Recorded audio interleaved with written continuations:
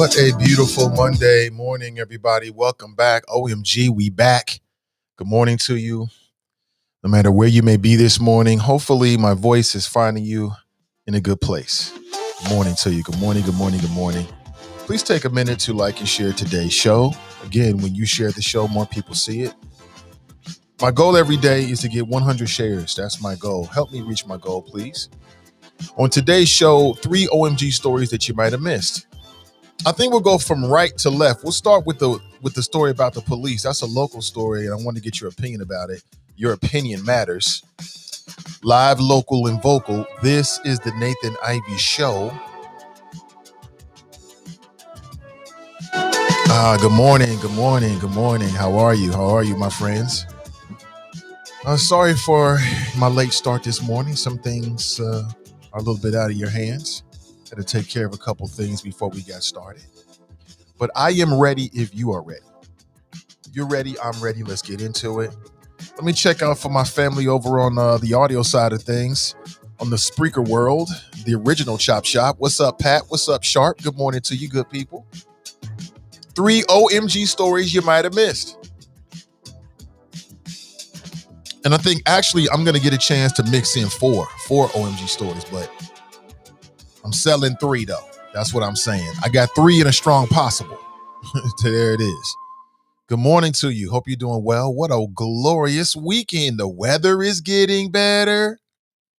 No more of all that damn snow and ice. It's getting real out here. It's getting real. Are we officially in spring now? What? We out here in the springtime? It feels great. Hope you had a great weekend, no matter where you live in the world. Hope you and your family are doing well. And what are we at now? 8 a.m.? Oh, we real late this morning. But better late than never. Better late than never. Good morning to you. How are you? Hope you are doing well. I'll say it again. So many things to discuss. Let's start with a local issue. This is a local issue. I got 3 stories that you may or may not be aware of, but I think these stories might make you go OMG. Let's start with a local story. This is City of Cincinnati story. And it surrounds a council member named Steve Gooden. Steve Gooden, he is a white male Republican who was appointed to replace a black male Republican named Jeff Pastor. I stand by what I said. I think the Republican Party should have put a black man in that position or a person of color, just to keep that balance of, racial representation, which I think matters. Black leadership matters. POC leadership matters, in my opinion. But it is what it is. But Steve Gooden thinks that the latest COVID-19 relief bill could offer a solution. It could offer a solution to the rising issue of gun violence. Rising level of violence, should I say. There was a big press conference on Friday, and I was not there, down at OTR's Grant Park, which has seen at least 10 homicides since 2019. Why are there so many homicides down at Over the Rhine's Grant Park?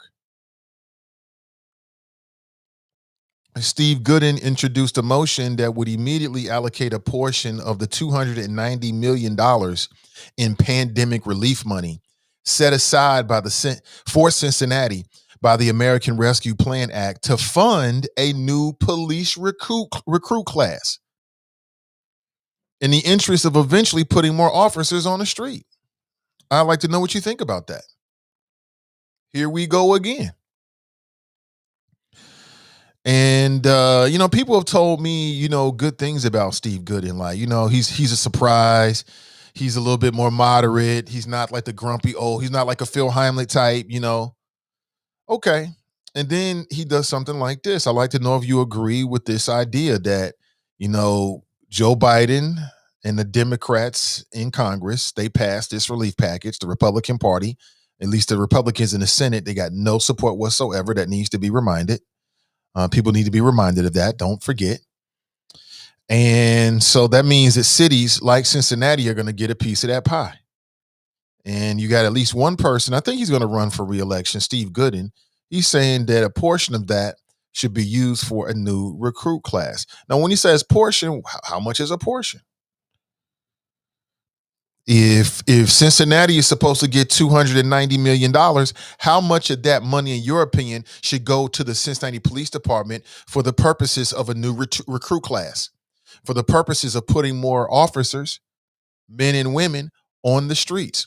Do you think that that would have an impact on crime? Because that's what Steve Gooden is saying. Steve Gooden is saying that he believes that there is a correlation between the amount of officers that you have and then the amount of violence that you see in a city. I'd like to know if you agree with that. Tell me your thoughts this morning. I would like to know. Do you agree with that? 513-873-7134. If we just put more officers, that's what the issue is. We need more officers, because more officers would do two things. One, they could just be, more visible. So that would mean it would be maybe perhaps prevent some crimes. And then number two, more officers for the investigative side of things. Quote, there are still some very, very bad, tough, and violent things happening on our streets, and we do need this increased police presence, both in a preventative standpoint and an investigative standpoint. His plan would also put more money toward training for the department's mental health response team, which I think I like that. Can we have one without the other? Can't we get more money for the mental health response team without putting more money for more police officers? I'll be honest with you. Let me take a stab at this since I brought it up first.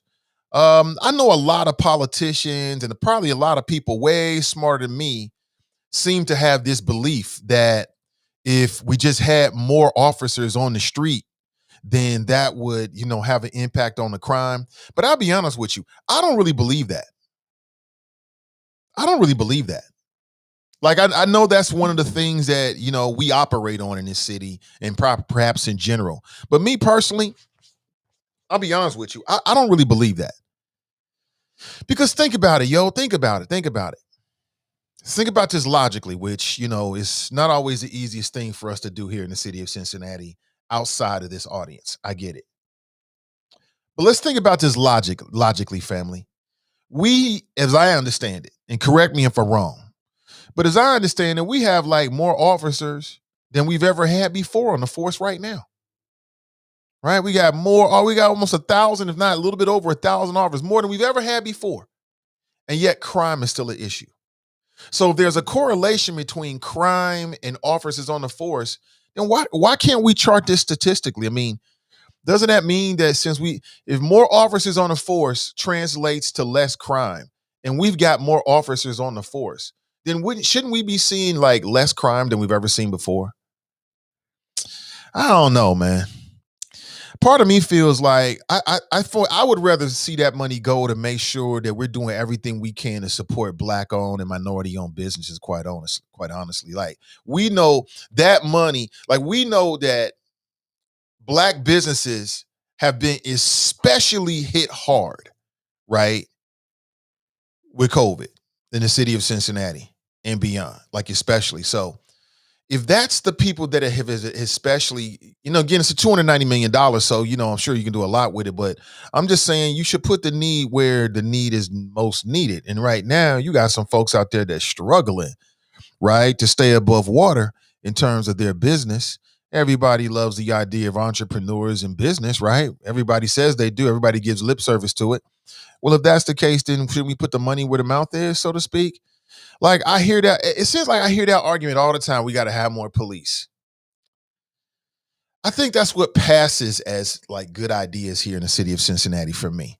That's the kind of idea that has passed as a great idea for too long, which really ain't a great idea, and it really doesn't really do anything, in my opinion. I'm just telling you. Like, for instance, if we had 100 more officers, I don't think 100 more officers is going to impact what we see in terms of what's happening on the streets of Cincinnati one bit whatsoever. Now, I'm Monday morning quarterbacking, literally, because today's Monday. So I get it. My police officer friends out there, Nate ain't never been on the force. He don't know what the fuck he talking about. You're absolutely right about that. I fully admit it. but I'm gonna keep these flows up anyway. I'm gonna hit you with these bars anyway. You know what I'm saying? We're gonna do what we do anyway. You're right about that. I've never been on the streets and I've never ridden in the back of a police car. I've never responded to an emergency call. All those things are true, but I just don't see it. Because if that was the case, then we should have less crime than we've ever had before. We got more police officers than we ever had before. So I don't see it. I feel like when people come with these kind of ideas, they need to be challenged intellectually. Like, okay, make this make sense for me. Make this make sense for me.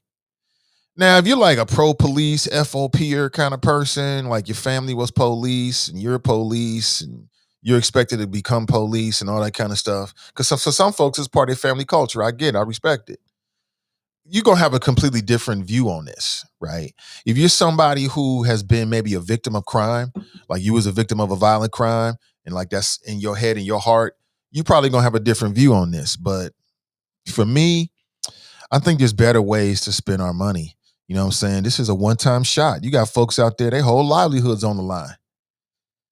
And that's just me. That's how I look at it. But what do you think? 513-873-7134. I don't think 100 more police officers will have an impact whatsoever. But that's just me talking. You might feel completely different about it. I mean, I'm not saying I can't be moved. I'm not saying that somebody can't come in with a good argument. I'm sure you can. I like to hear it, though. I like to hear that argument. I'm not sure what that argument is, but I like to hear it. 513-873-7134. 3 OMG stories you might have missed. You might have missed that a member of city council who has not been elected, he's been appointed, he's never won an election, is saying that a portion of that $290 million that's supposed to be coming into the city, when does the city get their stimmy? I had a family member that was out at a grocery store. She was like, people out there wilding out, wilding out with they stimmies, man. I'm sure last night was popping in the bars for the first time in a long time. I wasn't out in the bar, so I can't tell you, but people got their stimmy. They want to drink. They want to eat. People smiling and dancing. For now, we'll see how long that lasts. Hopefully forever. I want my people to be happy forever. So good morning to you. Cass is in the house. She writes, "Hey Choppers, happy Monday." So listen. Before we go any further, I want to tell you about a brand new podcast that we're doing. It's called the Melanin Insights Podcast with Britt and Cass.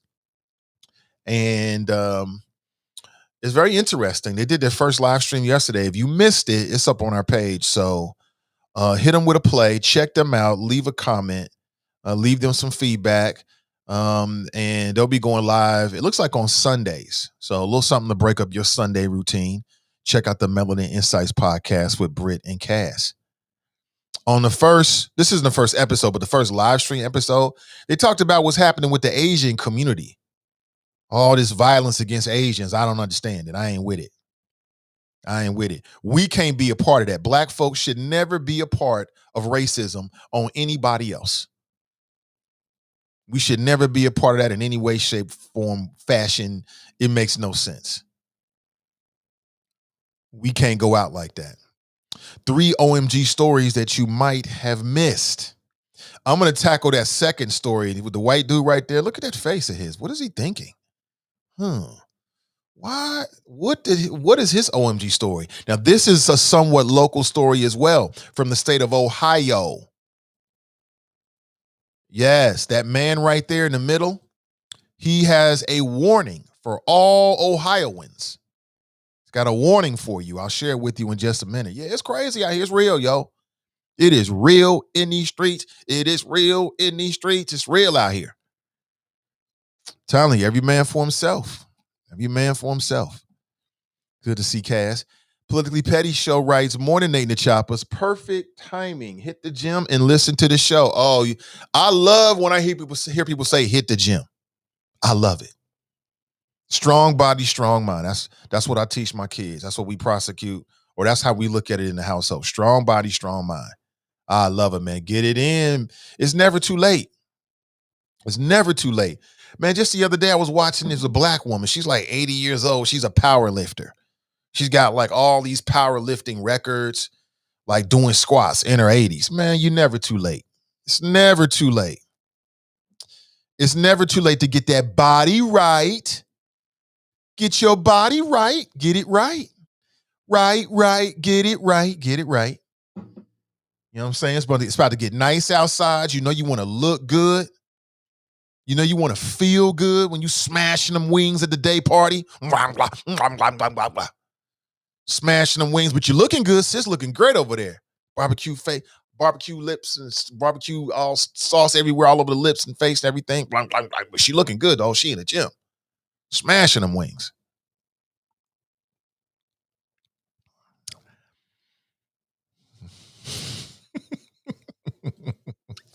Smashing them wings. Get them in. Ladies, you already know how I feel about the wings. Boneless only. You're a single woman trying to get you a man. No man's walking up to you. You just devoured like 16 baby chickens, okay? Carcasses everywhere. It's not happening. It's nothing sexy about that.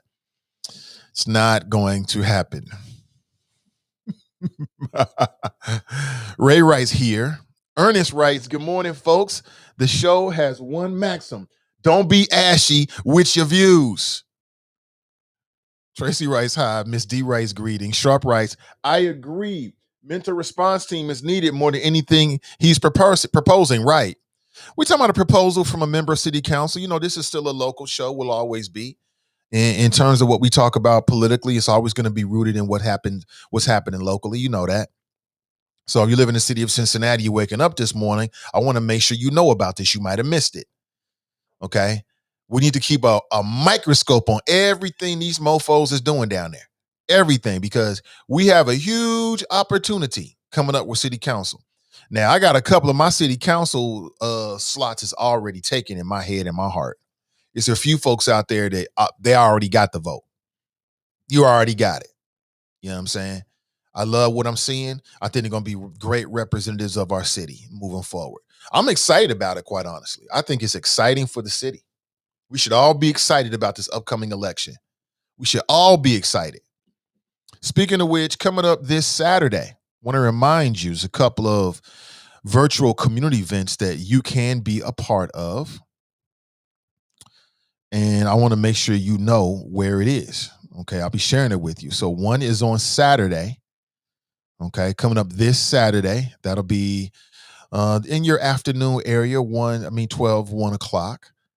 Okay, the good ladies over at Zay Phi Beta, they're going to do a virtual town hall discussion talking about the various issues that, you know, people should be talking about. And I'll be your moderator, so look for that. And then coming up on the 31st, which is the last Tuesday, I believe, of this month, 31st, let me double check here. Yeah.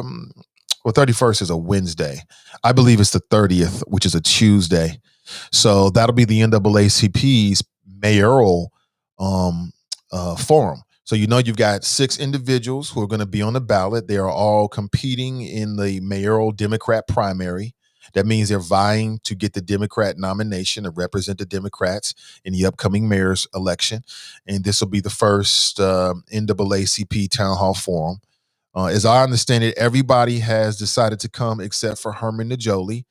And I agree with TNT. I mean, it's a shame. I'm not sure why Herman Najoli, who is a black man, and you would think that if he's got any chance in hell in winning, that he's going to need black people to vote for him and know who he is. I don't understand why he's not participating, but that was the last of it. Maybe something has changed, but if somebody knows Herman Najoli, they should tell him like, yo, bro, this is an opportunity for you to get in front of people that you're not going to be able to get back. And all of your competitors are going to be there.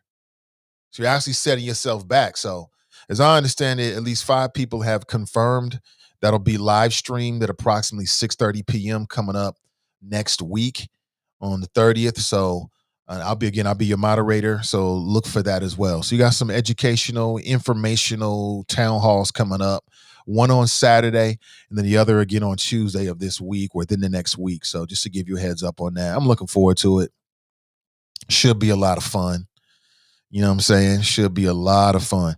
But at least one member of city council currently wants to spend a portion of the COVID-19 relief money, which is $290 million.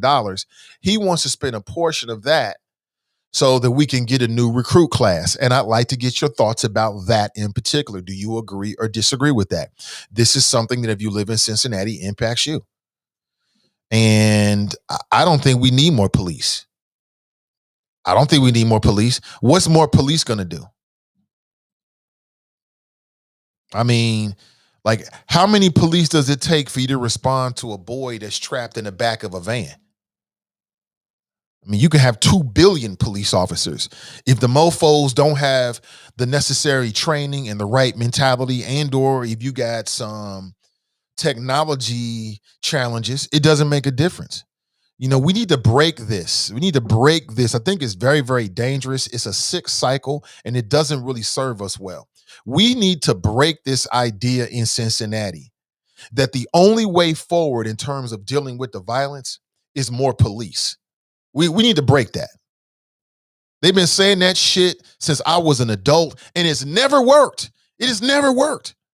Why can't we just admit it?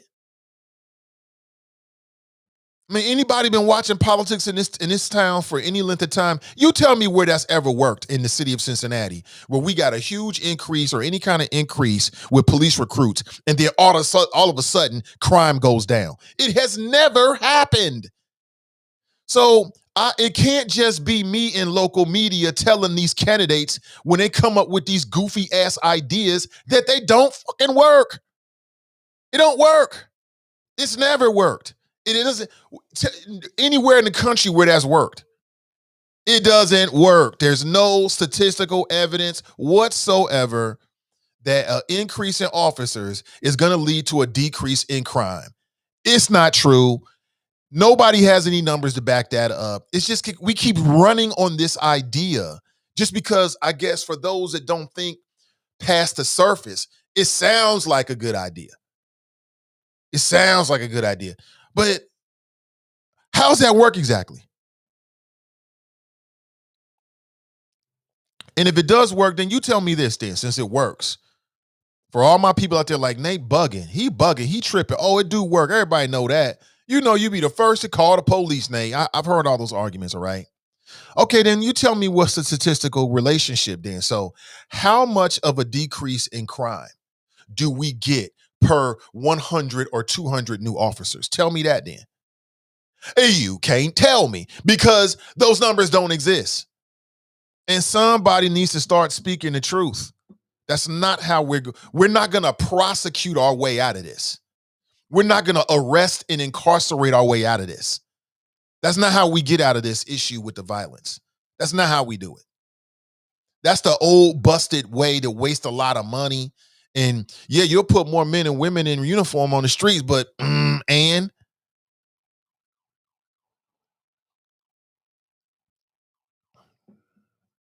I'm just saying.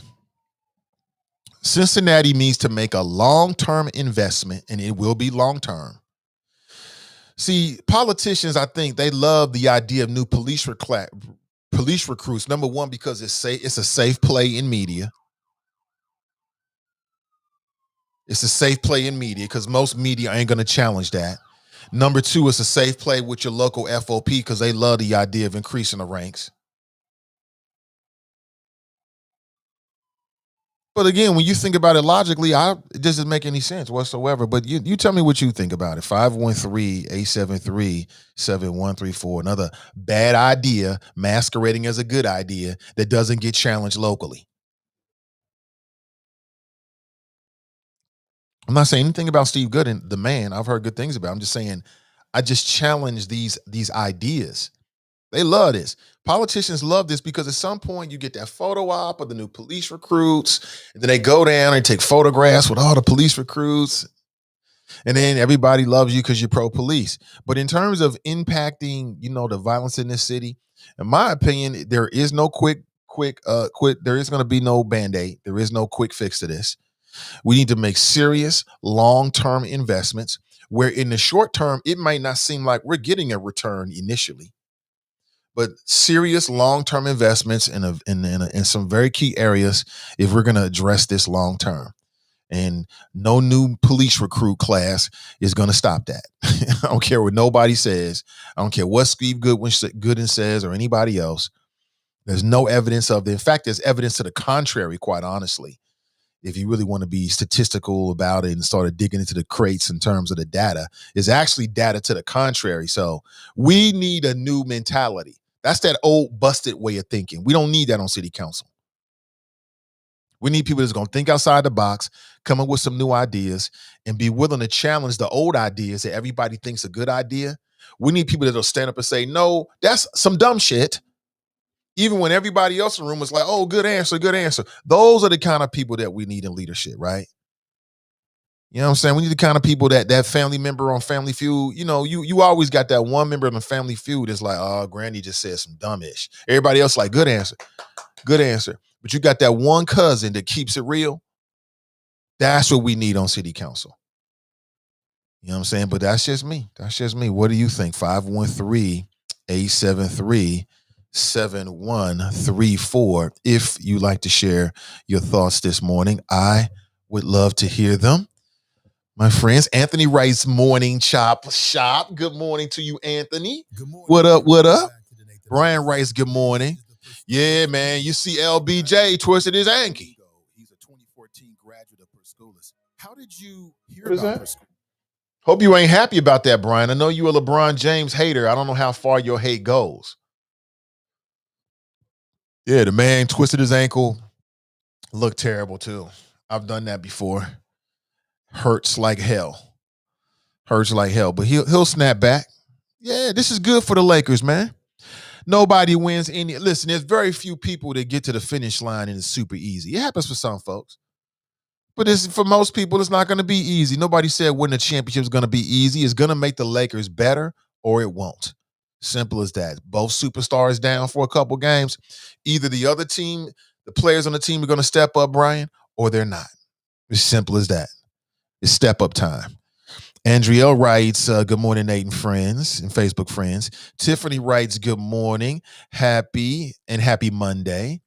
Akeem, straight from Zamunda, writes, morning, I saw a real-life teenager out here stealing Porsches as if it was GTA 5, Grand Theft Auto 5. Is that right? Did you call the po-pos on him? Ashley writes, good morning, everyone.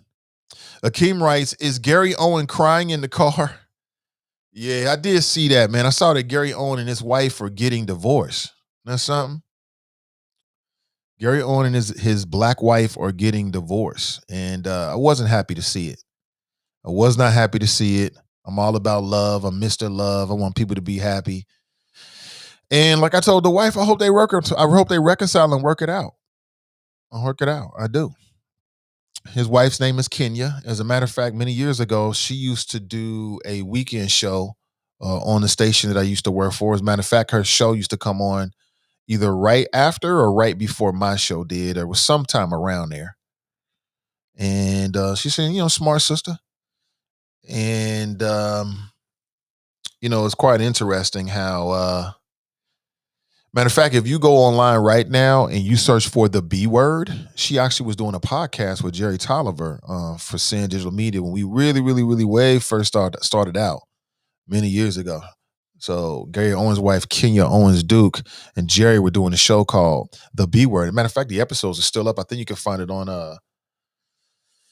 SoundCloud. I think you can find it on SoundCloud. I don't think it's on Facebook anymore. You can check it out. So I got to know her just a little bit, and we had our moments. We had one moment. I've showed her my Kenya Duke story, but overall they seem like good people. Guess, I hope them the best. I wish the best for them. I don't know. Somebody was like, oh boy, what kind of jokes he gonna tell now? Because Gary Owens a white comic. He got some heat because he would tell like N-word jokes. Remember that when he told Michael Blackson, he called him the N-word, but he had his wife say it because he's a white dude. Remember that? And a lot of people criticized him. So, I'm sure he'll find, Gary Owens is a very popular and smart guy. I'm sure he'll figure it out. And it's sad, they've been married like 20-something years, got 3 kids, but sometimes it happens like that. You know what I'm saying? I'm a big believer in this. I'm a big believer in things happening naturally. Like you can be like, my wife and I are married, but that don't mean we have to stay married. We're married right now because we both want to be married. If either one of us don't want to be married, then guess what? We're not married anymore. And that's okay too. Like, I just feel like the sum total of an individual's life is bigger than who you get married to. That's just me. Now, of course, your wife and your husband play a significant role, some more significant than others, but maybe they reach the end of their relationship. This idea that you have to be together until the end of your life, I just feel like, again, we're embracing things that don't necessarily have to be true. Like, I don't think you should stay in a bad marriage just because you took vows. Fuck them vows. I'm not being unhappy for no creature or any spiritual creatures. If I ain't happy, I ain't happy. Period. Wifey, girlfriend, it makes no difference. I mean, and the same thing for her. Like, if it's not working with her, for me, with me, then why keep doing it? Why not find a situation where you happy? You should go do that. People deserve to be happy. So when I look at Gary Owen, I'm thinking maybe they'll both be happier. You never know. I don't believe in the idea that you got to be with somebody for the rest of your life. I'm married. I don't have to be with her for the rest of my life. She don't have to be with me for we married now because it's good. If it stops being good and it starts to be whack, and it's like you don't want to come home, and why do all of that? Why do all of that? For what? Because we took vows 20 years ago. Them vows. I ain't doing it. And neither she. And I wouldn't tell you to do it. I don't give a damn about no vows. God just had to spot me one when I get up to the pearly gates. Like, hey, I understand, Nate. It is what it is. I wish most people had that attitude. You should be together because you want to be together because it's good for you. Other than that, it's some whack shit. Talking about some responsibility. Responsibility is whack. Nobody wants to do that. Mm-mm. I ain't doing it. So maybe that's what they decided with Gary Owen and his wife. They decided, you know what? We got 3 kids. They grown. We had a good time together. Now I'm gonna go to another chapter of my life. It could be something like that, or maybe somebody cheated or something like that. I don't know. I don't know, but leave it to Akeem to bring up Gary Owen, man. He's got Cincinnati ties. Jenny writes, good morning, Nathan and Choppers. Happy Monday. Happy Monday. Jared writes, good morning, hashtag Team and I. Good morning to you. Daryl writes, good morning, Chopper family. Good morning to you, Daryl. Akeem writes, if anyone into real hip hop, though, that Ghostface Killer in Raycon verses was trash, then you ain't black. Yeah, Versus now is no longer black owned. It's owned by the people that own Triller. It's a white dude and some investment and other media companies behind Triller right now. Ghostface Killer and Raekwon. I'll be honest with you. I can respect something and not be into it. So I respect Versus. I think it's super popular. I see why it's popular. It all makes sense. But in terms of what I like to watch, I'm not into like the Versus series like that. I mean, I've watched them. Don't get me wrong. I watched them. The wifey introduced them to me. Looking over her shoulder, like, "What you doing?" And what's she watching? That kind of thing. And so that's how I got hip to it. It's a great idea. It's a great idea. We'll see what happens. He said it was trash, huh? Or people think it's trash. Somebody writes, there's a large number of CPD officers retiring. Okay. So the officers are retiring. They're getting new recruits in. They're trying to keep the numbers of the force appropriately high. Okay, cool. Got you. Charles writes, Grand Risings, Nate and Choppers. Daryl writes, because the gentrification is forcing and moving all the deplorables to one confined space, and Grant Park is the confined space until gentrification reach that area and move them up further. Is that right? Is that right? Is that right? Huh. Lemmy writes, yes, lots of police, firemen, and teachers are retiring. Facts. Okay, now we get to the bottom of it. Lemmy writes, good morning. So Mikey writes, yes, please create a mental health response team first. Something like 90% or more of 911 calls need someone other than a police officer. Is that right? I see Eb G's in the house. She writes, good morning, great people. Good to see you, Eb G. Regina writes, agreed. Nat writes, good morning, Facebook Choppers. Good morning to you. Brent writes, good morning, Nate and Choppers. Checking in from Dallas, Texas. Good to see you.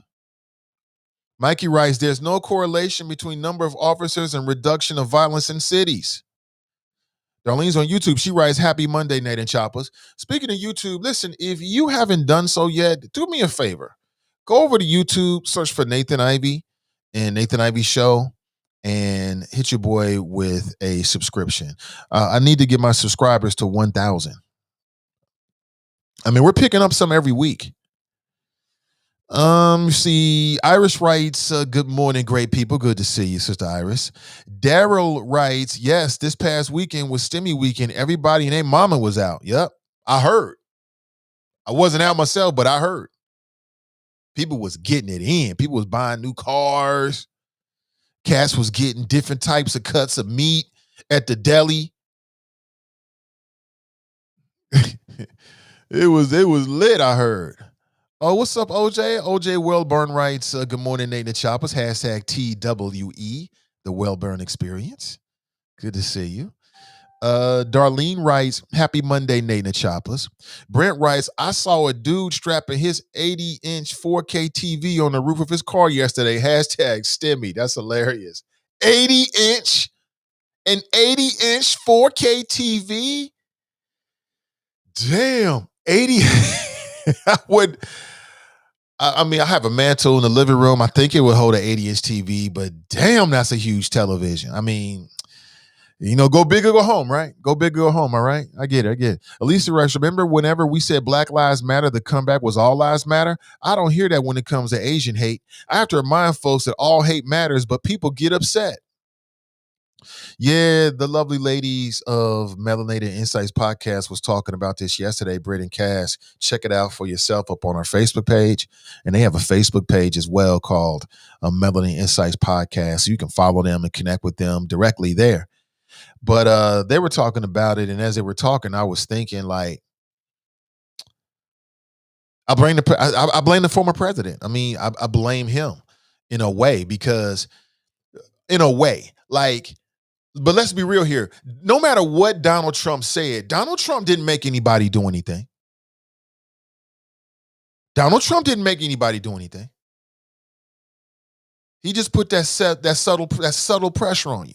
It was subtle, but pressure nonetheless. That's what he did. Donald Trump didn't make anybody go out here and do that. That was in the hearts and minds of these individuals. Like for me, it's not even conscionable. I can't fathom a situation in which I would do something like that. And if I did, it wouldn't be because of no damn race. That's for sure. You can believe that. I don't understand it. I don't understand the correction. So I see some Asian folks out there or some people that I think are Asian. I'm going to attack them because of the coronavirus. To me, it doesn't compute on any levels. I don't get it. But, for folks out there that's got hate in their heart and they're worried about their country and all this kind of stuff, they're tired of hearing about Barack Obama and Michelle Obama looking like they straight from Wakanda. And you're starting to hear more and more people mocking the idea of being woke, right? Woke, well, you woke. Oh, the woke apocalypse. Oh, woke culture is worse than racist culture and all this. You're starting to hear more and more of that, right? Because the empire of fear is pushing back. See, again, family, let us not forget, a lot of this is fear. A lot of what we're seeing from the Karens and Darrens is fear. They are afraid that America is changing and that they are losing something. Keep that in mind. I'm not saying you should deal with them with kid gloves or anything like that. What I'm saying is you got to understand where these people are coming from.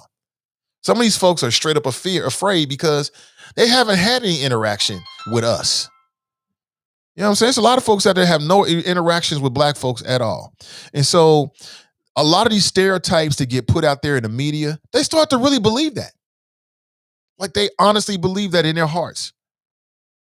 And I'm not going to give them any props because they're ignorant, but I'm just saying it's something that needs to be put out there. I'll put it that way. Let's move on. Let's talk about the next story here. I got three OMG stories you might have missed. We started with the police. And we'll keep our eyes on that story. But what else is happening?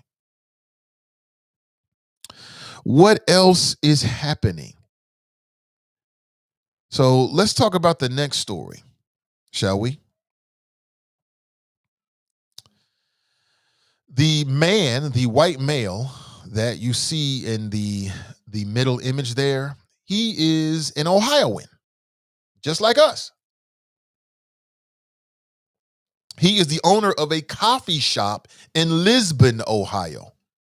Where in the fuck is Lisbon, Ohio? Google this real quick. I don't know where Lisbon, Ohio is. The village of Lisbon, Ohio, in Center Township, Columbiana County, Ohio. Population 2,821. Okay. Not a lot of people. Just not a lot of people in Lisbon, Ohio. So maybe the impact won't be felt so, it won't be an impact whatsoever. So why is he making the list, the OMG story list? Well, because this male right here, the owner of a coffee shop in Lisbon, Ohio, actually was one of the people that stormed the United States Capitol building back on January 6th. And now he's telling people who voted for Joe Biden that they are not welcome in his store. In a recent interview with a local news station, WKBN, the C4, and again, C4 coffee owner, his name is Adam Newbo, said he didn't want Biden supporters, transgender people, or people who support taking a knee during the national anthem to come into his store. Man, he got a problem with everybody. Now, he didn't say he had a problem with Asians. His problem is with transgender people, Biden supporters, or people who support taking a knee during the national anthem to come to his store. Now, the fact that this is his list says a lot about him. This is on your fucking list? These are the people that you don't want in your store? Biden supporters, right?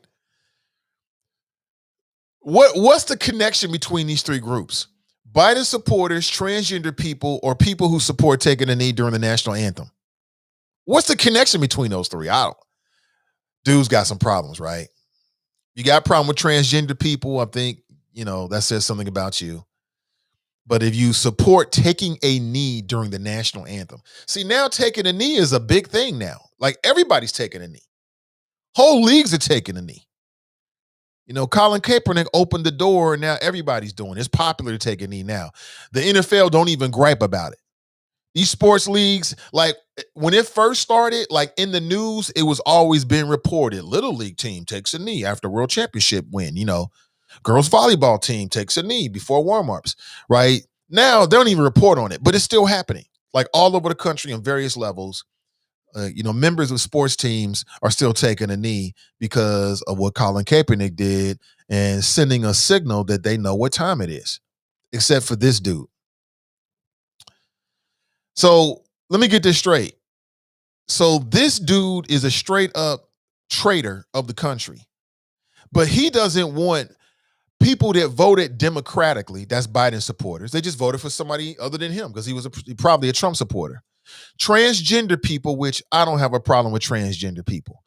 If I'm a store owner, I'm treating transgender people the same way I'm treating anybody else. I got a business, I got a service or a product, I'm selling it to you. That's it. I don't look at it no different. You're going to get the same service as somebody that appears to be non-transgender. I mean, I'm not saying that there aren't any issues with that transgender thing. I read this morning that Little Mama, anybody know Little Mama? Little Mama, she was an artist and then like a host of various shows. I don't know what happened, but she says she's gonna start a heterosexual support group because she feels like heterosexuals are being bullied, is her word, being bullied by transgender people and the gay and lesbian folks. I'm just telling you what's out there. I didn't make this up. I'm just telling you what's out there. You know what I'm saying? It is what it is, my friends. It is what it is. This is what's happening. So I have no problem with transgenders. The only problem I have with transgenders is when transgenders try to replace women. That's number one, because you cannot replace a woman. You cannot replace a man. If you want to be a transgender woman or man, absolutely. Come on in. Do you, boo? but that is not the same. And then secondly, you got some transgenders that don't support the truth.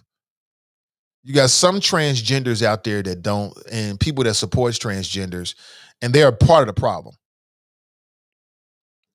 They are part of the problem.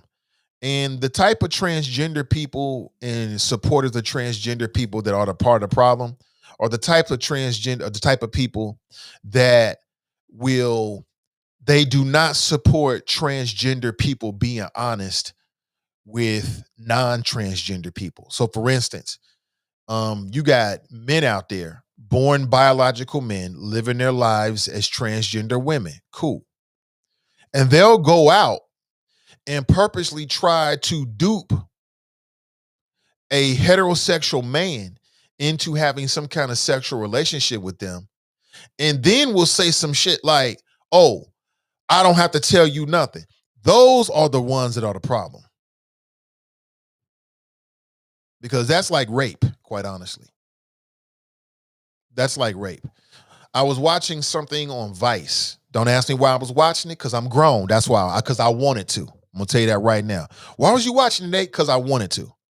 But I was watching something on Vice on YouTube, and basically they do these little vignettes, these little mini docs where they like go people who have interesting jobs, and they talk to a white woman. I think she was white. She was mixed with something.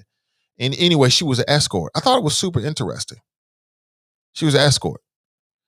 And I don't know if she was an escort in a state where it was legal, because just the way the conversation was going. But she said that there have been times where when she first started, she was talking about how she was trusting, and she would have sexual relations with a client, and then the client would run out and not pay her. And she said she felt like it was rape. And I thought, man, I never thought about it, but I can see that. Like, if you're a sex worker and you live and you're selling sex, and then you do this with somebody, you have intercourse with somebody, and they run out on it, you feel like they raped you. Well, I can imagine that would be like the same way that a heterosexual man would feel, that you're dealing with somebody who you think is a biological woman and they're not. And then you have sex with them and they tell you afterward. A lot of men would look at that like you raped them, like you just forced me to do something with somebody that I didn't really want to do. And I think it causes problems. And I've heard and seen these comments on social media where people just come in and start forming Voltron and start defending them. Like, no, you can't defend that, boo. You can't defend that. It can't be, look at my truth, look at my truth, look at my truth, F everybody else. It can't be like that. You know what I'm saying? It can't be like that. It's gotta be fair all the way around. Hey, what's up, Dorit? Hey, brother, I'll be giving you a call. I'll be giving you a call, brother. Good to see you. Alicia writes, remember, I think I read that already. Nakia's in the house. She writes, good morning. Stefan Pryor writes, I'm excited. What's up, Stefan? Good to see you. Charlie Winburn writes, good morning, great people. Cincinnati, thanks for a great turnout at last Friday swearing in. So thanks to the Nathan Ivy Show. Thanks a billion. Absolutely. You already know. Stefan writes, morning, Nate the Great. Good to see you, brother. Toys in the house. She writes, thanks for the plug, Nathan. The ladies of Zeta Phi Beta appreciate you and your platform. Oh, absolutely. So the ladies of Zeta Phi Beta, that's the Cincinnati chapter, they're putting together a forum. It'll be this Saturday. Okay. So I'll be talking about it all week long. And, you know, if you're interested on Saturday to get some information about some of the issues that we're dealing with here locally as relates to candidates and politics, then make sure you check that out. Should be a lot of fun. I'm looking forward to it. Stefan writes, Herman, I grade him an F. Brent writes, Nate, maybe Mr. Najoli's tuxedo was being dry cleaned that day. See, y'all got jokes. Y'all got jokes on Herman's tuxedo. You know, he did wear a tuxedo. I said, see that. I don't know, man. To me, this is free. Like the NAACP, quite honestly, is giving candidates an opportunity to connect with voters. You know what I'm saying? Like they're creating a platform where voters can connect with candidates. So if you're a candidate, don't you want to be a part of that? I don't know, man. I don't know. I heard Joe and TNT talking about it on their podcast, Truth to Power podcast. They recorded on Wednesday, right? Doesn't make a lot of sense, but you know, I could tell that Herman Najoli is a dude that he marches to the beat of his own drum. He's unorthodox. I'll say it again. I like Herman Najoli. Uh, the impression the vibe I got from that brother was positive energy. I got positive energy from that brother when he was running for commissioner. I just thought that if it's a choice between Alicia Reese, him, and Andy from Indian Hills, it's a no-brainer. Alicia Reese all day, every day. All day, every day for that position. It's just what it is. You know what I'm saying? I think she's off to a great start. Madam Commissioner, keep doing your thug thizzle out there for the community. I already know. We appreciate it. JD writes, who presents this? Good to see you, JD. Good to see you. Stefan writes, I disagree to no recruit class and they want to give money to God Squad. This same old ish, right? Same old ish. Can we get some new, fresh ideas? Roy writes, good morning, everyone. Brian J. Smith writes, good morning, Nate. Can you give my beautiful, lovely wife Yolanda, a shout out for her 51st birthday? Happy born day, baby. Well, happy born day to your beautiful wife, Yolanda. Happy 51st. Yeah, I wish you 50 more. Absolutely, man. Black love every day, all day. Stefan writes, I love new ideas. Right. Brian writes, never wish injury on anyone. Hashtag GSW. Yeah, y'all got a nice little team over there. When Clay come back, they're going to be a problem. They're going to be a problem. The league is a lot of fun right now for mindless disengagement. Anthony writes, if he is only saying that more picks is the answer, more police is the answer, I don't agree. I feel the ranks need to be replenished due to retiring officers to handle the workload CPS has along with the mental health piece. Other things need that have nothing to do with actual crime need to be implemented also. That will help negate crime also. Okay. Brian writes, although LBJ is super dramatic when it comes to fouls for 200 pounds of solid muscle, he hit a three right afterward. Pardon me. He's got to do that. He's got to do that, Brian, because if LeBron James didn't, I figured it out because I used to feel the same way you do. And I still feel like LeBron throws it on thick. But if he doesn't do that, Brian, he won't get any calls whatsoever. We've seen it before. The refs will just assume that because of his dimension, his body size, that he can just play through anything and nothing's a foul. They used to do the same thing with Shaq. Shaq, you should have got way more attempts at the free throw line, but he didn't because he's a big guy and they thought, oh, it's no big deal to him. So he's got to do it. He's got to play the rules the way the rules are played. Hey, Terrence writes, good morning, everyone. Good to see you, Terrence. Tiff writes, good morning, all. Good morning to you, Tiff. Nat writes, Gary Owens, thumbs down. Not a big Gary Owens fan, huh? Yeah, I heard that before. I've heard that from a lot of folks. Hold on, let me hopefully it's good news. Yeah, comedian Gary Owens his wife filed for divorce. She's calling it quits for 18 years. And check this out. She filed in LA, not in Cincinnati, in Ohio. And again, I'm not telling you I got it all figured out, but my perception is that the divorce laws maybe favor a spouse in a situation like this. Yeah.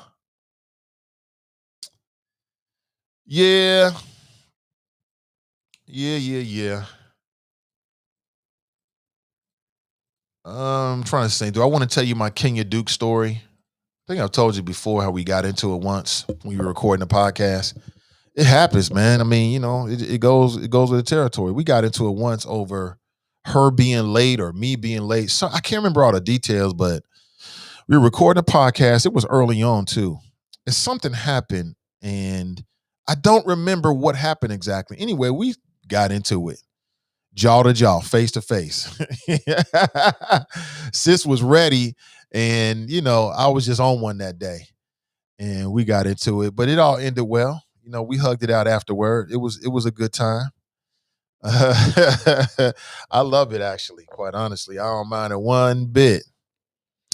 But I thought she very smart sister, entrepreneur. I think she's got a couple of businesses like flipping houses and stuff like that.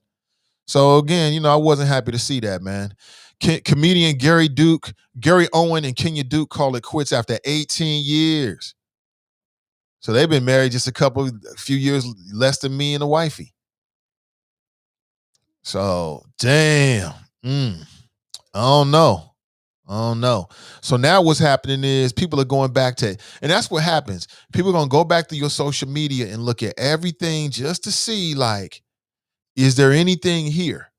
Right? Is there anything here that, like, clues or anything like that? Because when people get emotional, they go online, they post stuff. I get it.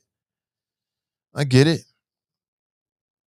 And people are like, so what's Gary Owen gonna make jokes about now, right? If he doesn't have a black wife to talk about. I don't know, y'all. I don't know.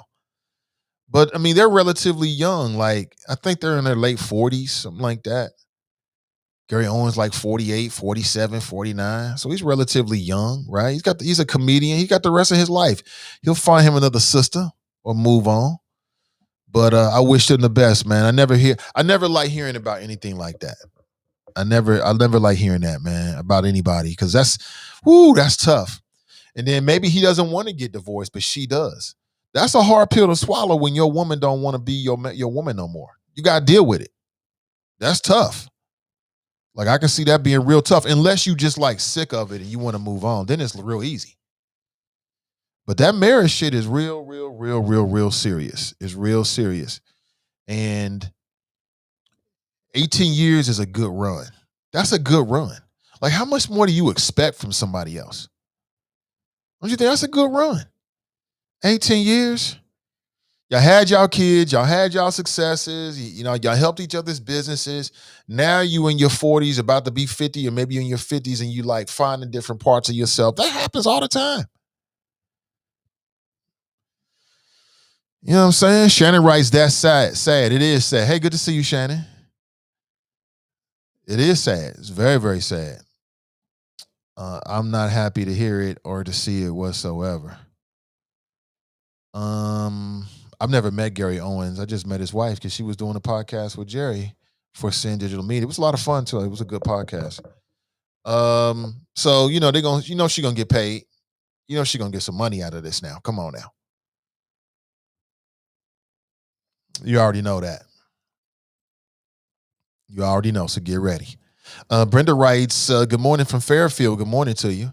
Yo writes, I think his wife started feeling herself. I don't see this being on Gary. Gary seemed like he worshiped the ground that she walked on. I mean, in no ways is any of this negative, because I like Kenya. I don't know her like that. I'm not trying to act like I do. I don't. But yeah, I mean, she got a healthy ego about herself from the time I spent around her, for sure. We got into it a little bit about her ego.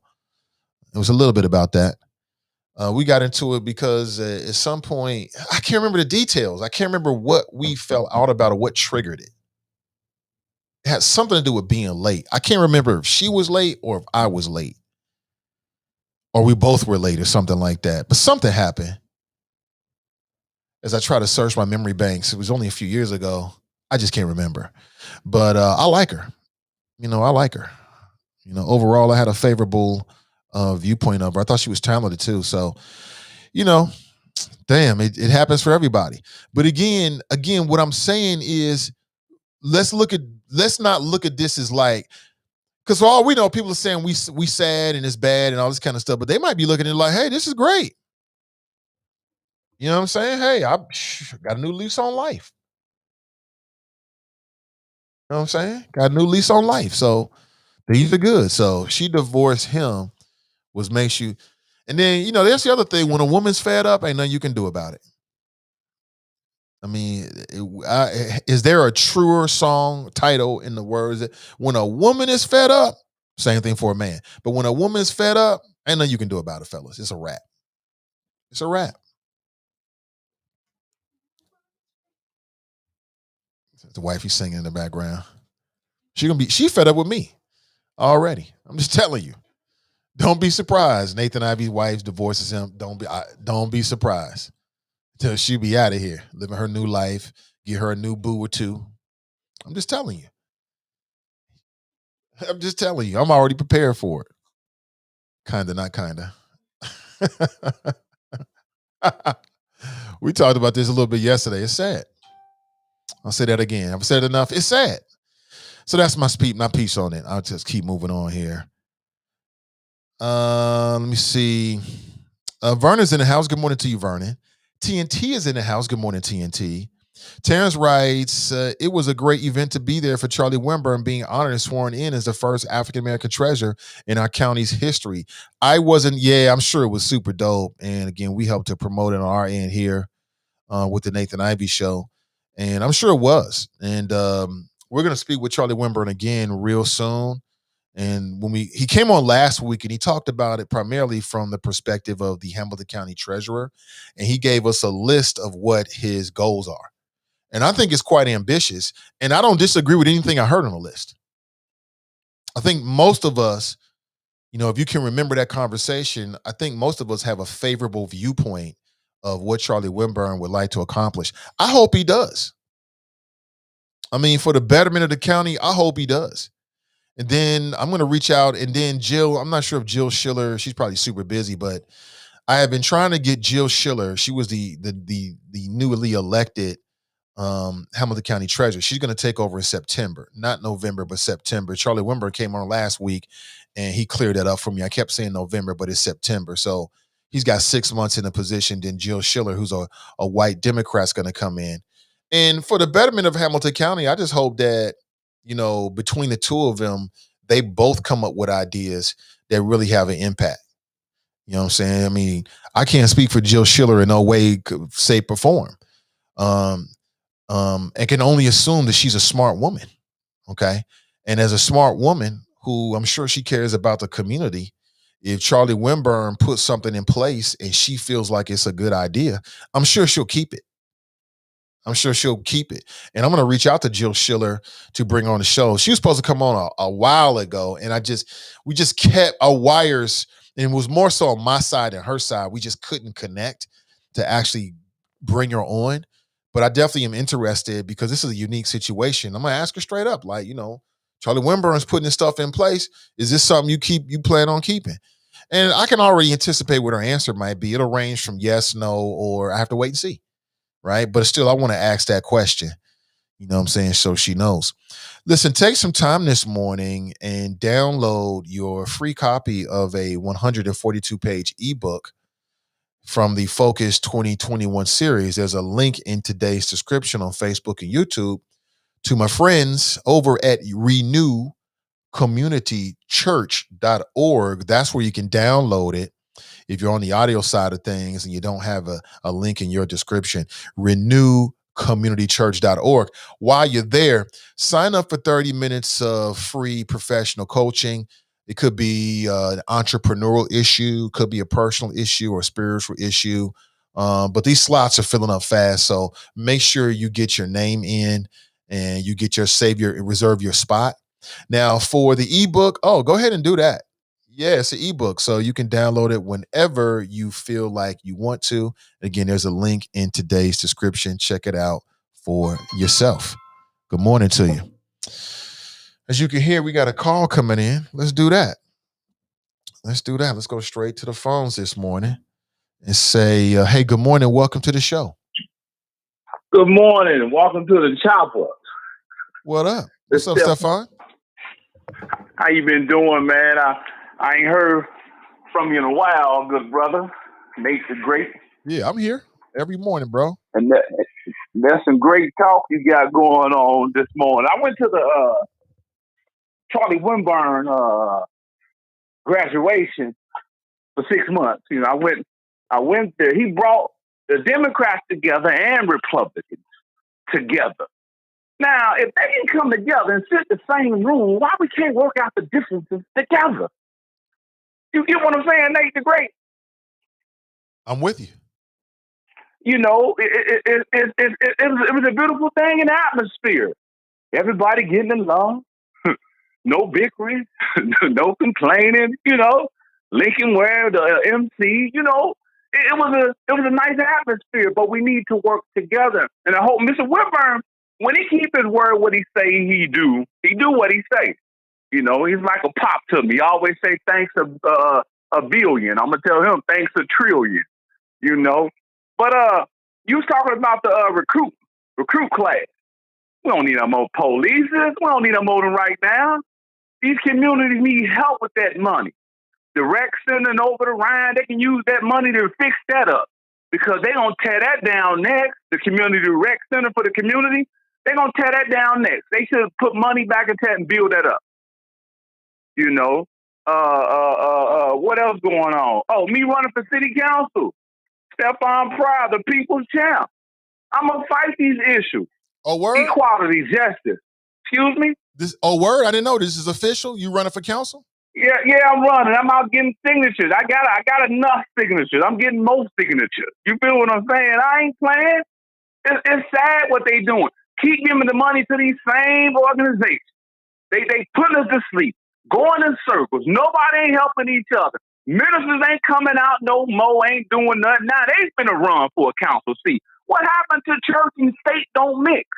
Huh? It's all these games being played. And if they're not helping their members at church, how the hell are they going to help the city? Huh?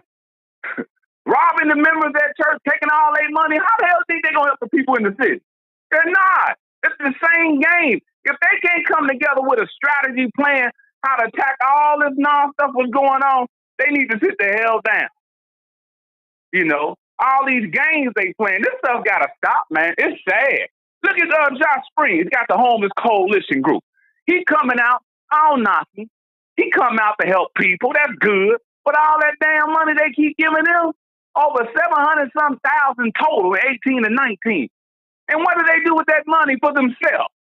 They could have bought a whole damn block and helped the homeless and affordable housing at the same time with all that money. They should have gave it to Leslie Jones. I went to her facility up there. It need work. It need renovation ASAP. It's a great facility up there in my area. They need that money, man. Don't you know what you can do with that whole place up there?